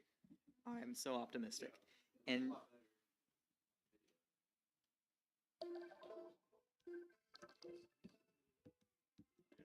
Oh, Kobe made the music, yeah. oh yeah, I just breezed right over that. Sorry. We weren't able to have a feedback of them being like popped or disappearing just with time constraints, but it slightly replenishes your fuel meter. And colliding with obstacles causes your fuel meter to deplete faster. It gradually decreases over time, as well as a bit more each time you jump. I'm using arrow keys to go left and right, and spacebar to jump further up. The bubbles give you less fuel overall than than flying through the wands. So those are kind of like the main targets. You did it. You reached the end. Yeah, Sam did a lot of the like game design and like laid out everything, and I thought she did a really great job of making it a little more difficult.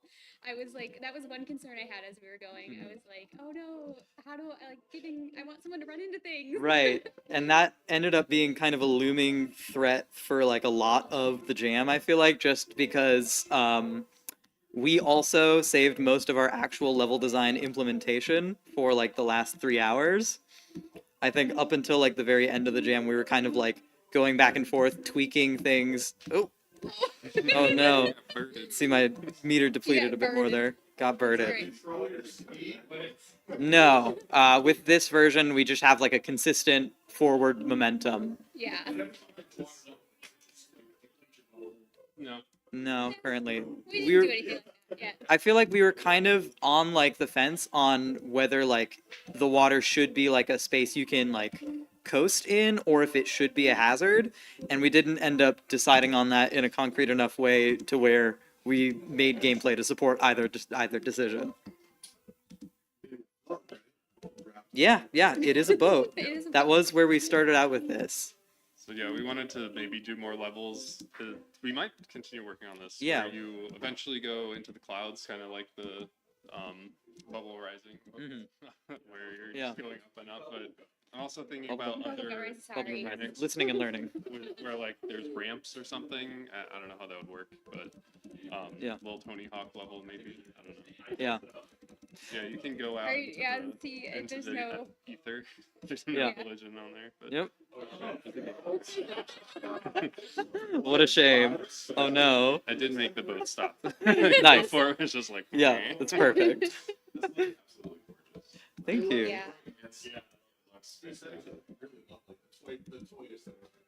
I honestly feel like I didn't contribute that much. Like Anna did a really good job on the movement. Like I really hope everyone tries it out because just jumping around feels really good. It feels floaty. It feels like I don't know. It feels nice. And yeah, the art. Sam and Jacob really crushed it. And yeah, the level design is also good for the amount of time we had for it. Yeah, It's like, yeah. It was really very like, solid. okay, let's throw something together. Like with more time and like practice put into it, I think it would be cool to have, like we were saying, multiple different levels. Yeah, just tried to make something concise for the time that we had. I do think the fuel definitely adds to the kind of the pacing of the game, though. Oh, the fuels. Amazing. Are the obstacles, the planes and the birds and stuff, all Yeah. in the same place, or are they? Currently, yeah, always in the same place for this. Just we tried to just make one scene that had all of the features that we wanted.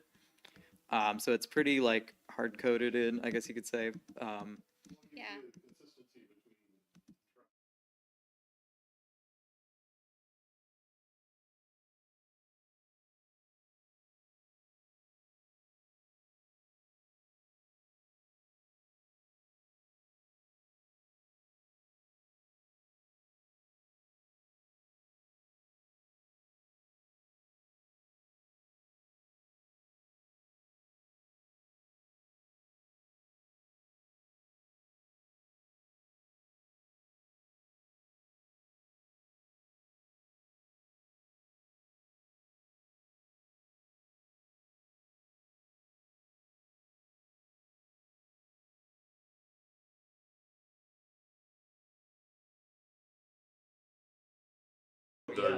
The fast trail. So using the idea of the bubble wand, I wonder, like, you could add sort of a wrinkle to it of being able to switch it to sort of a flying mode where it. Oh yeah. Your speed decreases. That's a good Not idea. just speed, but your momentum maybe, or like your. Yeah. your drift slows down, but you use more fuel. Or something. Yeah. I mean, there's an infinite number of Yeah, you variations just. you can do. I like that holding the bubble. Also, really clever reuse of assets for the kite's tail for the finish line. Yeah. As soon as Jacob sent images of the kite, and I was immediately like, oh, we should use that. Do you have that? Yeah. But we also just needed a way to like end the game. Yeah. We were like, okay, we can't do infinite with the time and capacity we have, so let's make a cute little finish line. Yeah, no, this aesthetic is great. It looks great. I'm gonna say that again. So did you do sell the models instead of the other person did sell them, or? Yeah. So I did the lily. I really only did the lily pads. I did the bubbles. The bubbles were just like honestly, it was like pretty simple, but I was really happy that I was able to get it to work. This is just using like I'm blanking on. It's just in like shader graph. Yeah. For now. Yeah. Thank you. Nice. Great. Yeah. Did you like learn a lot about how to do these models quickly? Like, are they fully textured, or are they like, are these like palette, like like single palletized thing where you can just? Let's see here. I did the bubble wand. The bubble wands are just like flat color, basically like flat color Unity default materials. I know Jacob individually textured all of the hazards and the boat, and then I individually textured the lily pads. Those I just like did a really simple this is kind of for me a good experience also in just like trying to hand paint some foliage textures, because that's something that I've been interested in doing a little bit more, but haven't had the time to do really. Are the lily pads hand placed, or is there sort of a heuristic thing or something? I ended up using Unity's terrain editor tools, so like that's why the landscape kind of looks very like sculpted and like pulled up and down in different places. I was just using like kind of the default terrain tools for that, and then they have a system for mass placing a bunch of like trees or bushes or other assets. So I just made use of that, and then kind of did a couple of them like individually, like hand placed here and there. Just like doing a little bit of manual cleanup. Yeah. How did you make the icon? The little bubble boat icon? The Someone asked me bubble boat icon, I ended up just throwing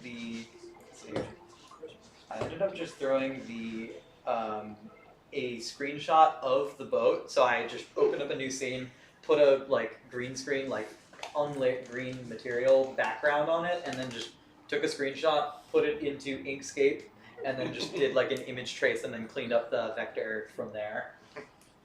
This was all, this all was thrown together in like the last, I think like 20 minutes. I know, all of a sudden we had an icon, I was like, whoa, that looks cool. Yeah, I was like realizing I needed to leave, and I was like, oh god, okay. itch.io assets, bam, something. Wow. So yeah, that turned out. Does anyone remember like when the bubble Max came out, the G5 ones? They had a game called Bugdom on them. Look up Bugdom. It's the look of this game really reminds me of that. Like BUGDOM, like Kingdom, but Bugdom. Kingdom, like that. Like the music and like there's something about it. Yeah. God, I had this. Yes, I played the hell out of this game. I think I played it on a Mac like G3 laptop or something. It was janky. Yeah. I forgot what it was called. Thank you for bringing that up. Like I was like been searching for this game for like half my life. That's amazing. Oh my gosh. Awesome. Memories of the past. The design of the bug is bugging me from the Bug Rangers. Why does he have 8 limbs? That makes no sense. Hey. They didn't have time to research. Any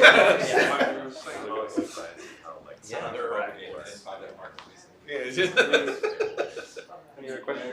Yeah. What was the font for the game engine screen? So stain. Yeah, like SEW stain. Set is free for commercial use. I did a bunch of research and like saw conflicting information on that, but I'm pretty sure it's CC. Yeah. Bubble. Yeah, we tried to find a font that was like nautical. Yeah. I don't know if it really fits. I think like it kind of was selected, I think, before we had like a cohesive like shot of the Yeah, final yeah. game to show. So it kind of stands out now, I think, but it's kind of charming. I feel like that's part of the fun of the Game Jam game. So, Thank you so much. Thank you.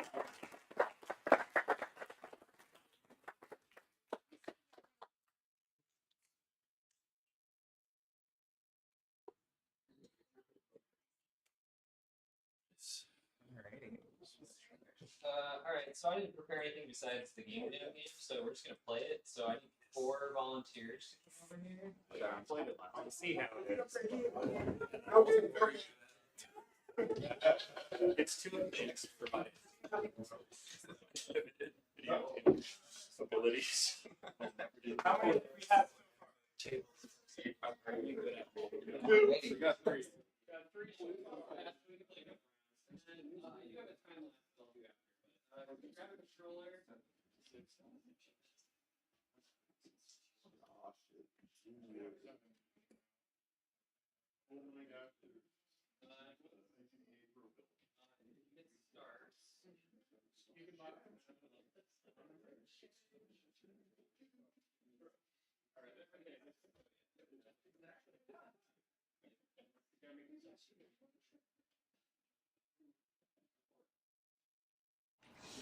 I can't play all destroyers. Okay.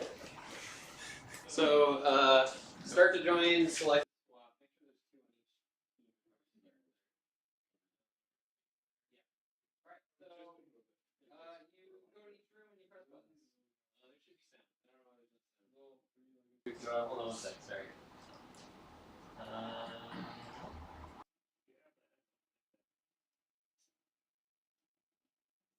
Is that from the stream?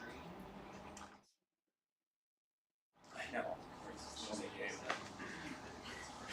Works like a potato on the screen. Yeah. Yeah. The toaster.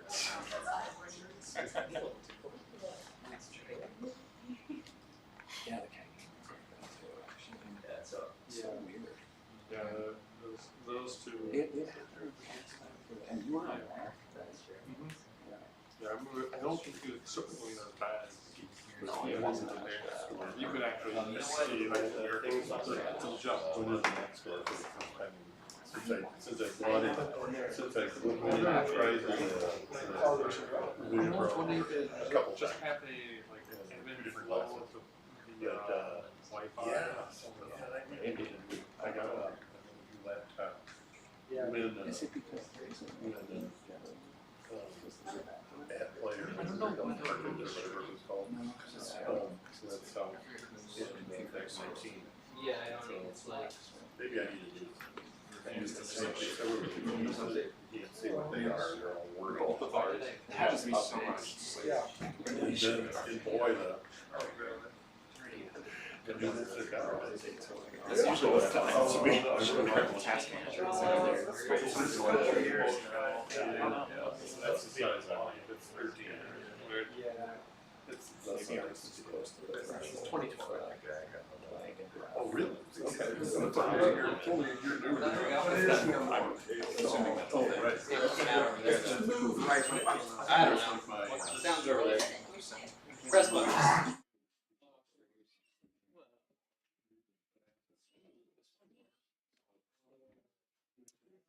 Yeah, so it's like a 1-on-1 or 2-on-2 sort of spaceship battler thing. They haven't quite figured out. You have to hit the reactor, get some energy back, and then you can use that energy to either activate your bubble shield. Bubble shield. There it is. Yeah. There it is. Or shoot your little pea shooter here. Or you can exchange some energy for plasma, and plasma is how you move and also activate your big torpedo. What are the little crescents? The orange crescents. The little orange what? Oh, these. This is your little barrier shield, so that blocks 1 damage wherever it is. Yeah. Yeah. Pro tip: get some plasma and start shooting some torpedoes, or moving. So can anybody identify some of the influence of this game? Definitely some lovers in there. A little bit, yeah, definitely a little bit FTL. What about like a deck builder roguelike?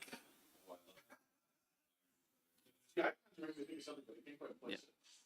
The movement is absolutely what's it, Cobalt Core? Yes, which is a fantastic game. So this is Unity. So this is me and Deanna, my wife. She did all the art, except I did the pixel explosions, which is like, if you know me, that's a big step for me. So yeah. They're the best part. Yeah, and she actually had never done pixel art before. I mean, she's this, fancy 3D, 2D artist, but never done pixel art, and we just wanted to try that out for a jam, and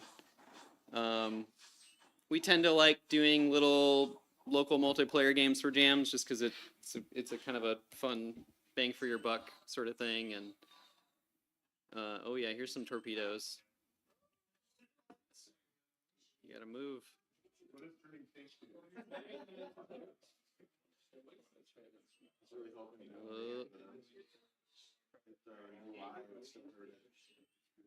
Oh, yeah. Also, this is your weak point here too. So your little thing there. It is. Double damage up. Excellent. Yes. Yeah. So just a little Unity game. Any questions? I don't know. Just play. What was the toughest thing? So I have not really done much pixel art stuff either, and so fiddling with the like Unity has some stuff built in now with like pixel perfect camera and all that. Honestly, it was just like trying to figure out what size did we actually want? Did Deanna being like an awesome illustrator started with a very dense pixel thing, and it's like the whole point of this is you have to do fewer pixel or much lower resolution. So we ended up going back and forth a little bit, just trying to find the right size and stuff. And there's still some non-pixel perfect stuff that I didn't really care about, but I don't know. It was a pretty low ambition type of game, so we didn't really run into too much. What programs did you make your art with? Sprite, which was it's great.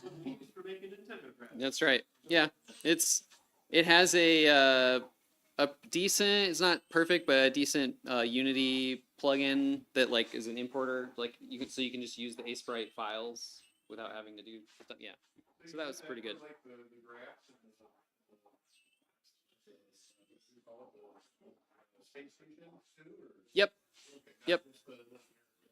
Yep. Pretty much everything. Yeah. Question, but it's too Midwestern to raise his voice. Oh, hey. I like what? Scott. Okay, other Scott. Yeah. How do you come up with the walk cycle? It's a three-legged thing? It's kind of interesting. That you would have to ask Deanna. I think she just kind of threw something in and it was cute and yeah, I don't know. It's kind of complicated. It feels like a lot of thought into it. Yeah, I think I did speed it up and slow it down. I vaguely remember doing that, but I don't know. It's only a few frames, so. Yeah. Yep. It's pretty good. Oh, I forgot to mention. Can you actually hear the music? Yeah. So Kobe, where's Kobe? Oh, he's playing. He did a music track for us, which was great. So thank you for doing that. Sorry that I was calling you Colby for most of the weekend. Oh, that's fine. When I saw your name, I'm like, oh god. So you've done a lot of local multiplayer games for game jams in the past. Are there any problems that are unique to that, or things that just always will come up when you commit to making that kind of game so quickly? I'd say input is the biggest frustration in the past. However, props to Unity, they have a pretty legit like their new input system, like they have a thing you can just throw in there and it'll actually handle adding and removing players like you just bind a button basically. And I honestly like have not run into any problems with it. The new input system's great. New. It's like a few years old now, but I had to help Unity redesign that tool for Switch. Yeah. They published it and they're like, this works for everybody, and they're like, it doesn't work for Joy-Cons at all. Yeah. Yeah. I would imagine they had to refine it quite a bit first. Right. Alright, we'll finish this round and then I'll do the quick little time lapse. Oh, there it is. Nice. Alright, I posted a video in the thing. I don't know what's the highest frame rate video? Like, do you play it there or do you play it here? I would say don't worry, just load it up. Alright, okay. I'll try it. It does seem to be behaving right now, so I guess they want to play again. It's too good, it's addictive. Yeah. It is very There you put the coins in. Yeah. Why are the two sides fighting? What happened? This is the USS Alice Danger, is that right? No. And then this is her arch nemesis, I forget their ship. Yeah. That guy, the one. Are they named as such in? I just thought Good job. I think this is more of in Andy's universe.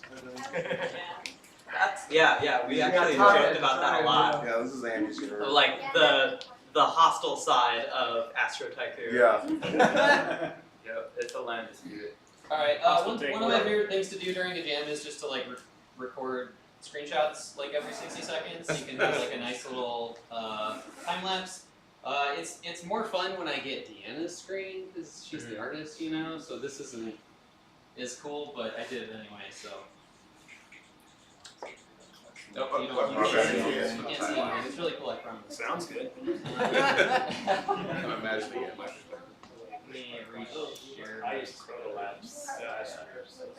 Yeah, I've tried to use Chronolabs, but I'm always like, every mirror looks like malware.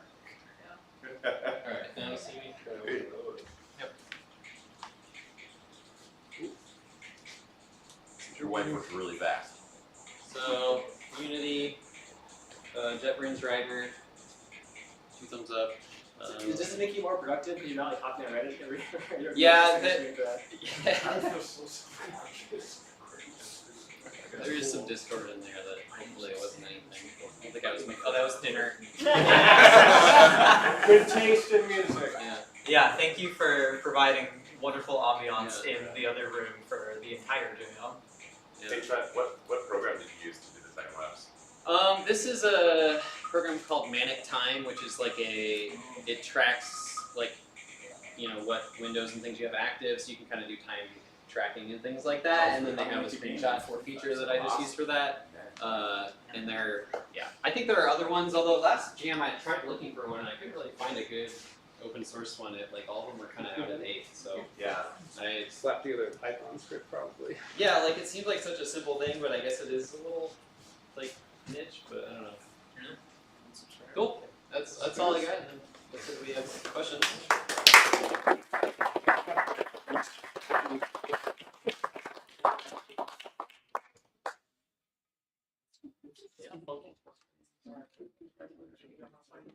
Yeah, that's it. I think that's everybody. Going once, going twice. Anybody that we missed? Oh. Okay. Yeah, round of applause again for everybody who participated.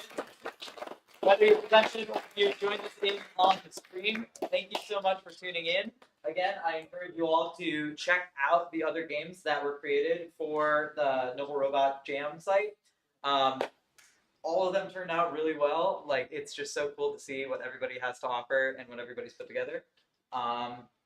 Yeah, so I think without further ado, we have just like some, as we've been foreshadowing very obviously as our backdrop, just some general questions, discussion, things like that, regarding what our kind of direction is and where we want to go going forward, with the relationship between IGDA Twin Cities and the Nice Games Alliance.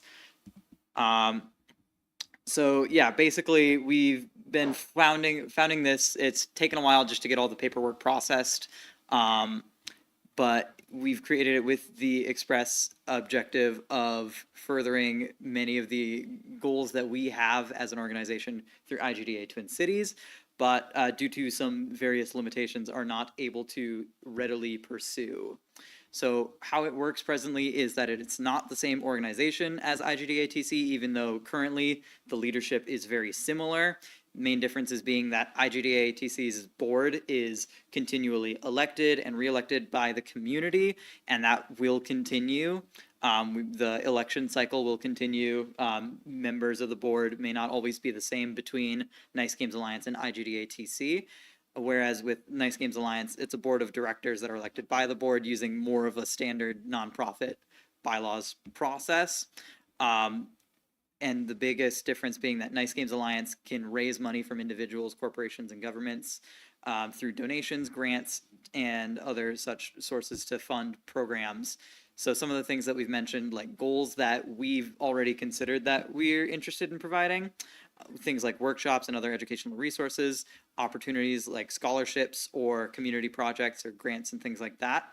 And as well, local conference specifically focused towards interactive arts, providing workshops and professional development and other such things.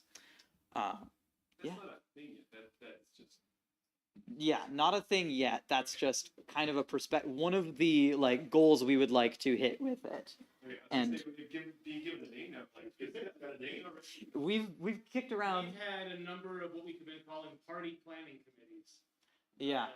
To brainstorm it out and get it in shape. But yeah. So it is, the intention is it will be a program of Nice Games Alliance. But as we start the organization, we're thinking about priorities and we're thinking about maybe doing other things first before we commit to a big project like that. But we will continue to do the party planning committees, and anyone who's interested in helping out with that, that's just come hang out and brainstorm with us kind of process. Yeah, it's fully. been going on for a little while now. We're gonna get it started back up pretty soon.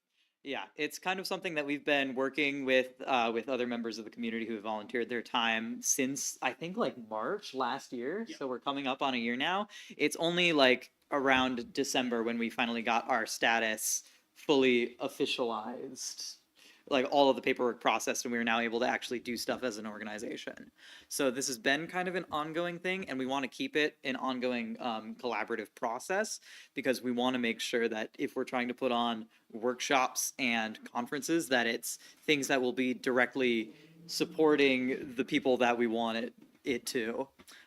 So yeah, right now we're kind of trying to figure out what to prioritize, and through some recent discussions and our last board meeting, we're kind of now shifting priorities towards trying to put on a couple programs of some smaller, more focused workshops, hosted ideally by members of the community who are interested in providing a workshop on an area of their expertise.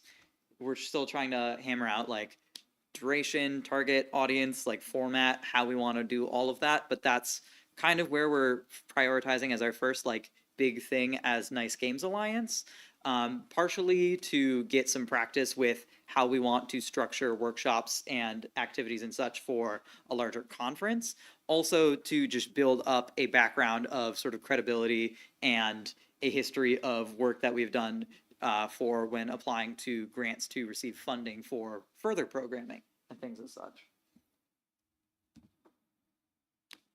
Also, again, I will continue to kind of fill space and try and word vomit as many updates as I can. Please raise a hand or just call out if you have any questions throughout this. Express interest in participating in such a workshop event sort of thing. Congratulations, you just did it. As an attendee or as a workshop host? As a host. Okay. Congratulations, you did it then. If you're planning as an attendee, then as we're hammering out the details and we have actual programming to put out, we'll plug announcements about that, and that'll kind of be more of a public-facing announcement. But yeah, if you're someone who would be interested in potentially putting together some workshops, let us know, and we can see what we can work out. And we have the Discord channel on the server. Yes. For NGA stuff. Yeah, so that's a great avenue to just put out other thoughts you have on it, if this is something you're interested in, to voice that. You can also feel free to reach out to any of us as board members, and we can field that on. Specifically being, I don't know if we have the image of it, but the current board for Nice Games Alliance is currently Trent, myself, Mark, and Beth. All current IGDA board members. The election may change that, so we will see. But yeah, all people that you can get in touch with if that is something you are interested in hearing more about or offering anything in support of. So yeah, for the IGDA TC community, things are pretty much the same day to day. We're just currently the sponsor of it, and the IGDA TC board will always be who is in charge of directing IGDA TC programming specifically, with Nice Games Alliance now being a tool you can use to directly support the community. For the people in charge as leadership, through Nice Games Alliance, we can now rent and purchase things without having to pay taxes. We can actually provide honorariums and pay presenters for their services, as well as contractors for other things that we're interested in doing in the future. We can own and sell equipment, assets, intellectual property, and we can get resources and discounts only afforded to nonprofit organizations, especially with things as we look into hosting events at different venues. Many venues have opportunities for nonprofit organizations. And we've, in the past, had issues with trying to get funding actually sourced, which through the IGDA TC parent organization. So after lots of deliberation and trial and error, this is a solution that we're going forward with for now.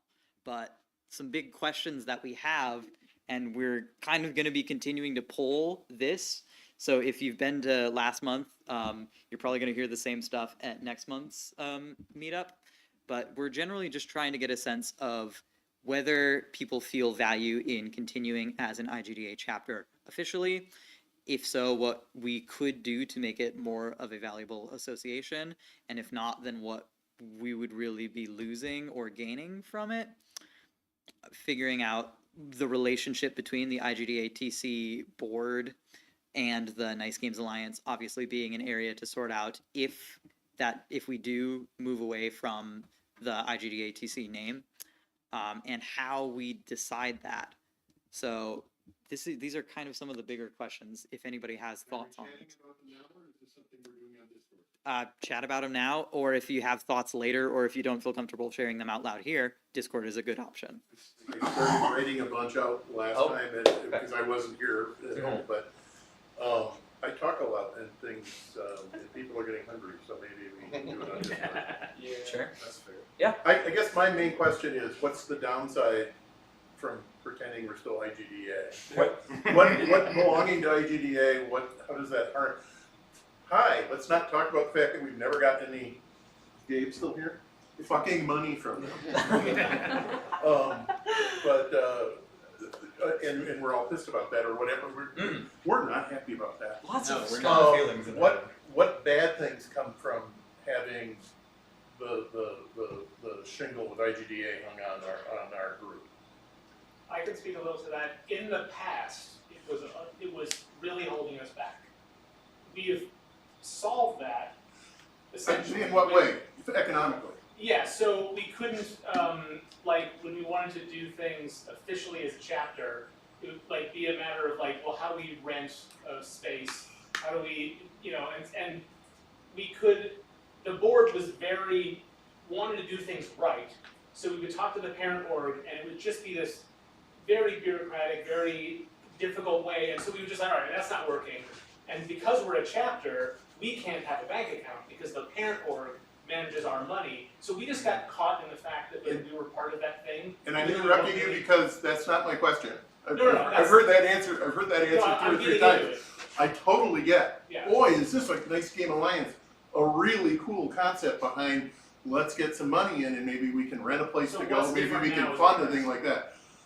Besides the money, which we can't get from them, what's involved with having the shingle say IGDA on it for this group, not for the Nice Games Alliance, but for this group? Right, that's why I wanted to do the preamble, because what it means now that we have that problem more or less solved is what benefits can we get from it, and what does it mean that we are endorsing that as a local community organization saying that like as a local chapter of this larger thing, there's a matter of essentially saying like we endorse that as a way to get involved in local communities. That might be a esoteric or conceptual thing, but if we aren't happy with that association, then continuing it is kind of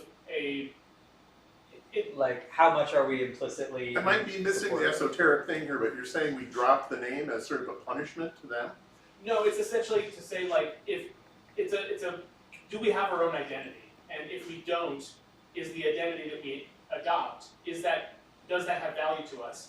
And if it doesn't have a lot of value to us, if it doesn't hurt us that much, then okay, that's kind of how it's operated. But it's opportunity cost. What do we miss by not forming our own identity if we're not getting any benefits from this conferred identity? And great, this is a big help to me because Yeah. what we're talking about is a brand recognition thing.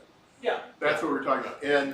And my little spiel I started writing, which I rejected, is that I don't see there's some brand recognition from the history of this group, having those four Yes. letters hung on the shingle. And that's an enormous value. And there's a huge value to that. Yeah. I don't see the downside of that, unless we are like trying to punish them for the fact that they've never supported us really, and that kind of stuff, which I totally understand. And this Nice Games Alliance thing, what a cool idea, brings up this whole idea about how maybe we have our own brand, which again, maybe we can kind of do, but still leave the shingle up there to bring, to keep that history Yeah. going. Yeah. I will now put my hand over my mouth. No, but I think everybody should be thinking about what Jeff is talking about because because that's why this is taken so long for us to do anything about it, is exactly because that history is so valuable and it's difficult for us to. It feels so 50-50 because they're like we move away from that. That's good. We can have it, but then there's a lot of work involved in establishing even new. We keep with it, and then we keep that history. We keep on, but then also we have to kind of deal with like the fact that it's still in some way, lesser ways now, but can hold us back. So that's why we open this up. And you and I've had this discussion before. The reason I actually kind of fixate on this is I, for 25 years, was involved with the SIGGRAPH group, which slowly evaporated, and some really cool-minded folks came in with a group to change that. But the losing the sort of SIGGRAPH, just again letters on a shingle, just made more work down the way. It's like I'm all about parallelism. Let's get both streams going at the same time. Yeah. Which again, I always say, why aren't we? Why aren't there more people from the Nice Moves group sitting in this room right now? That's why there was that slide. We'll go into that other slide that you talked about at the beginning. Yeah. Okay. Thanks so much for listening to me. Thank Was anyone want to chime in on that? Yeah, we had one over here. Well, you go. I mean, I have a joking but not really joking thing, which is to consider like how much unsold IGDA Twin Cities merch do you have? Like, it's kind of joking, it's kind of not. Like, if you dissolve your connections to it, how much unsold T-shirts and throw pillows? Yeah, let's just wait until you're just the thing to point out. The practical. I love a logistical question, so I appreciate that. It's all printed on demand. Okay, never mind. Yeah, that's true. Yeah. Will we still be able to talk to IGDA GDC? Actually, the literal relationship with their leadership is something that we want to consider. A lot of community members are not familiar with that, but like they are pretty good people, and we would like to maintain. It's a thin relationship, but we like it. So that's definitely part of the consideration. It's like if we're the local community group, what if somebody else wants to open up a chapter? We shouldn't be able to stop that. So that's a reason to hold on to it. Yeah, that's up to Scott. Yeah, and just sort of like reiterating some of the discussion from last month was there were several people that showed up last month who never came before because they're like, oh, I printed this thing called IGDA and I looked if there's one in local. So like this was a kind of similar discussion to last month. Yeah, that's how the name recognition was. Yeah, you move here from Seattle, you Google IGDA in Minnesota, and like you show up. Like you might not Google Nice Games Alliance in Minnesota. Yeah. But you might Google Games Minnesota, and that might bring And get both. Yeah. Yeah, exactly. Eventually. So Damn. I really want to want that. So I just want to put a thought out there. It seems like kind of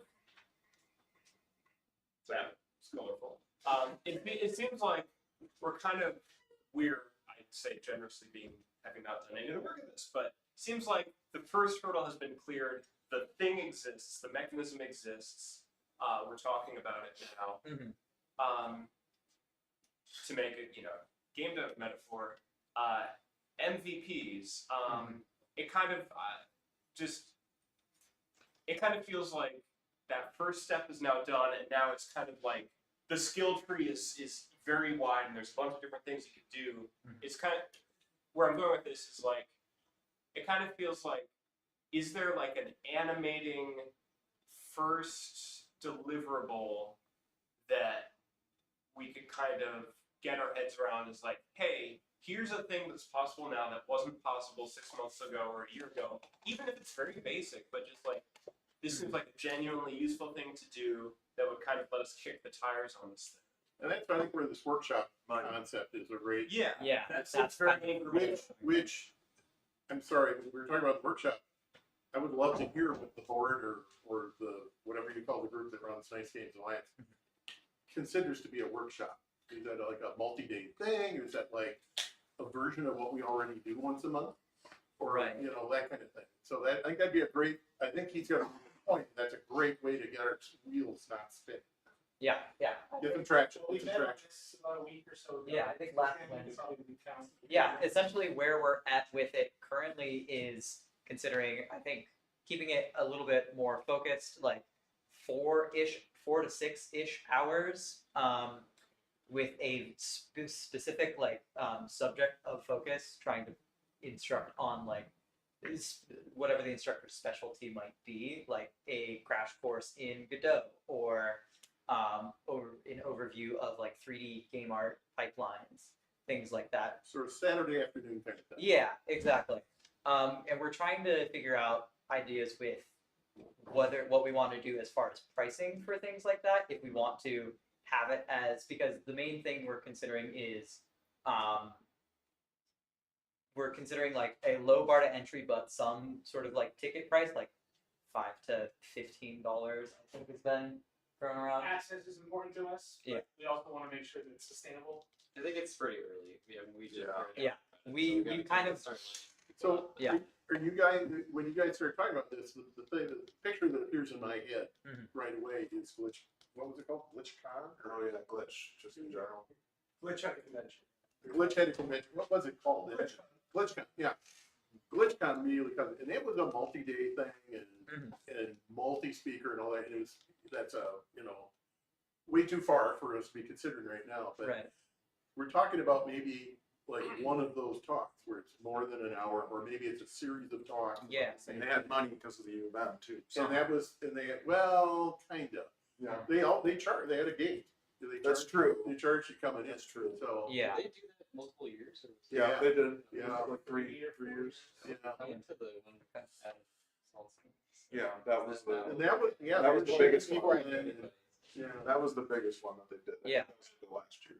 Yeah, it's still pretty early on with the specifics of what we're envisioning as far as the workshop goes, but that is, I think, definitely the trajectory we're trying to aim more in, of having a more focused event that provides a more in-depth instructional understanding of a specific topic, and with the goal being to be able to actually, in some way, financially support the person providing the workshop, whereas previously it's all just been good faith volunteering for giving talks and whatnot for IGDA specifically. I don't think you can try to get somebody to give a good talk like people do here all the time for many, many, many, many years, which I'm so impressed by.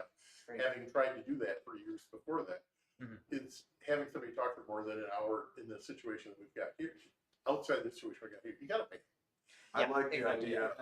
I like the idea of revenue stream. That's nice. That's where when you're doing that list of where is the money going to go.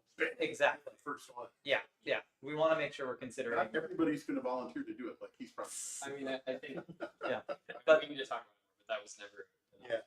But exactly. I don't know if anybody else is like me.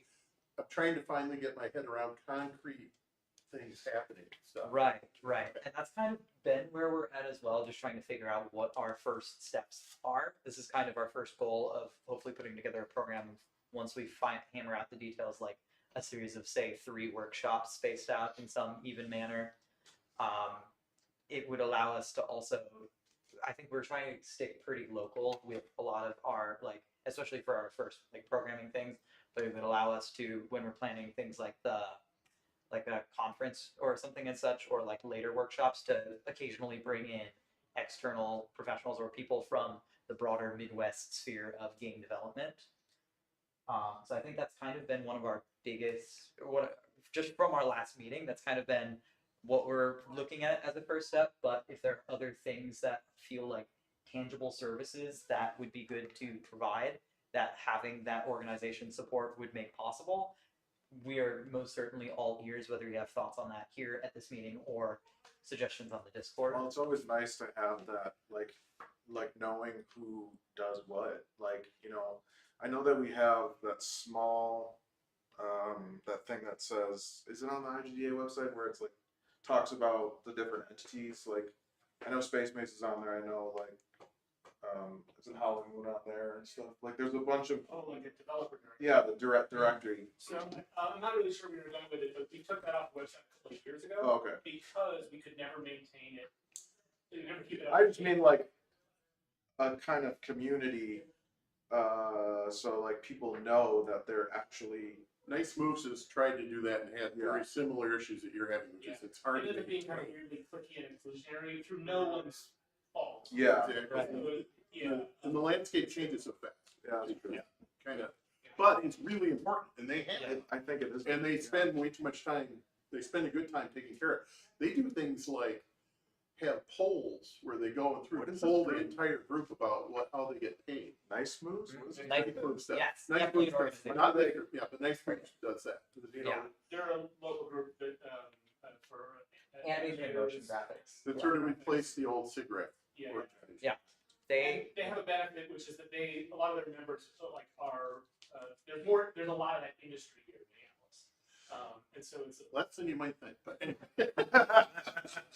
well, I mean, having worked in this. both, it's like 10 times more than the working. Mark, where I was going with the whole thing with Yeah. just like awareness of like the fact that we could make our own economy, you know, in Minnesota if people knew, you know, like that entities exist and that, you know, they don't have to move, you know, to a Seattle, Considering to a ways that we could use Nice Games Alliance to uplift. Like, yeah, exactly. Right. But I get how like challenging it LinkedIn posts, like here's this amazing like release from this local studio or things like that. especially with just like the fallout of all the. Our goal with that is essentially like making it easy for people to find like people and organizations, entities, businesses here through how we organize it. And that's kind of IDGATC has been doing a lot of that. That's why we try to have like one central community resource with the Discord. Nice Games Alliance is not like a chamber of commerce business organization. It's not really our goal to like bring in a satellite studio to like that's not that would be a great goal for some organization, and I certainly would not. It's something this community could make a lot of use of, but we are not as interested in that. We're more interested in education for development and less about trying to build the industry. I mean, part of it is because we're indie, and that's where we want to stay focused. And it's a capacity issue. Like we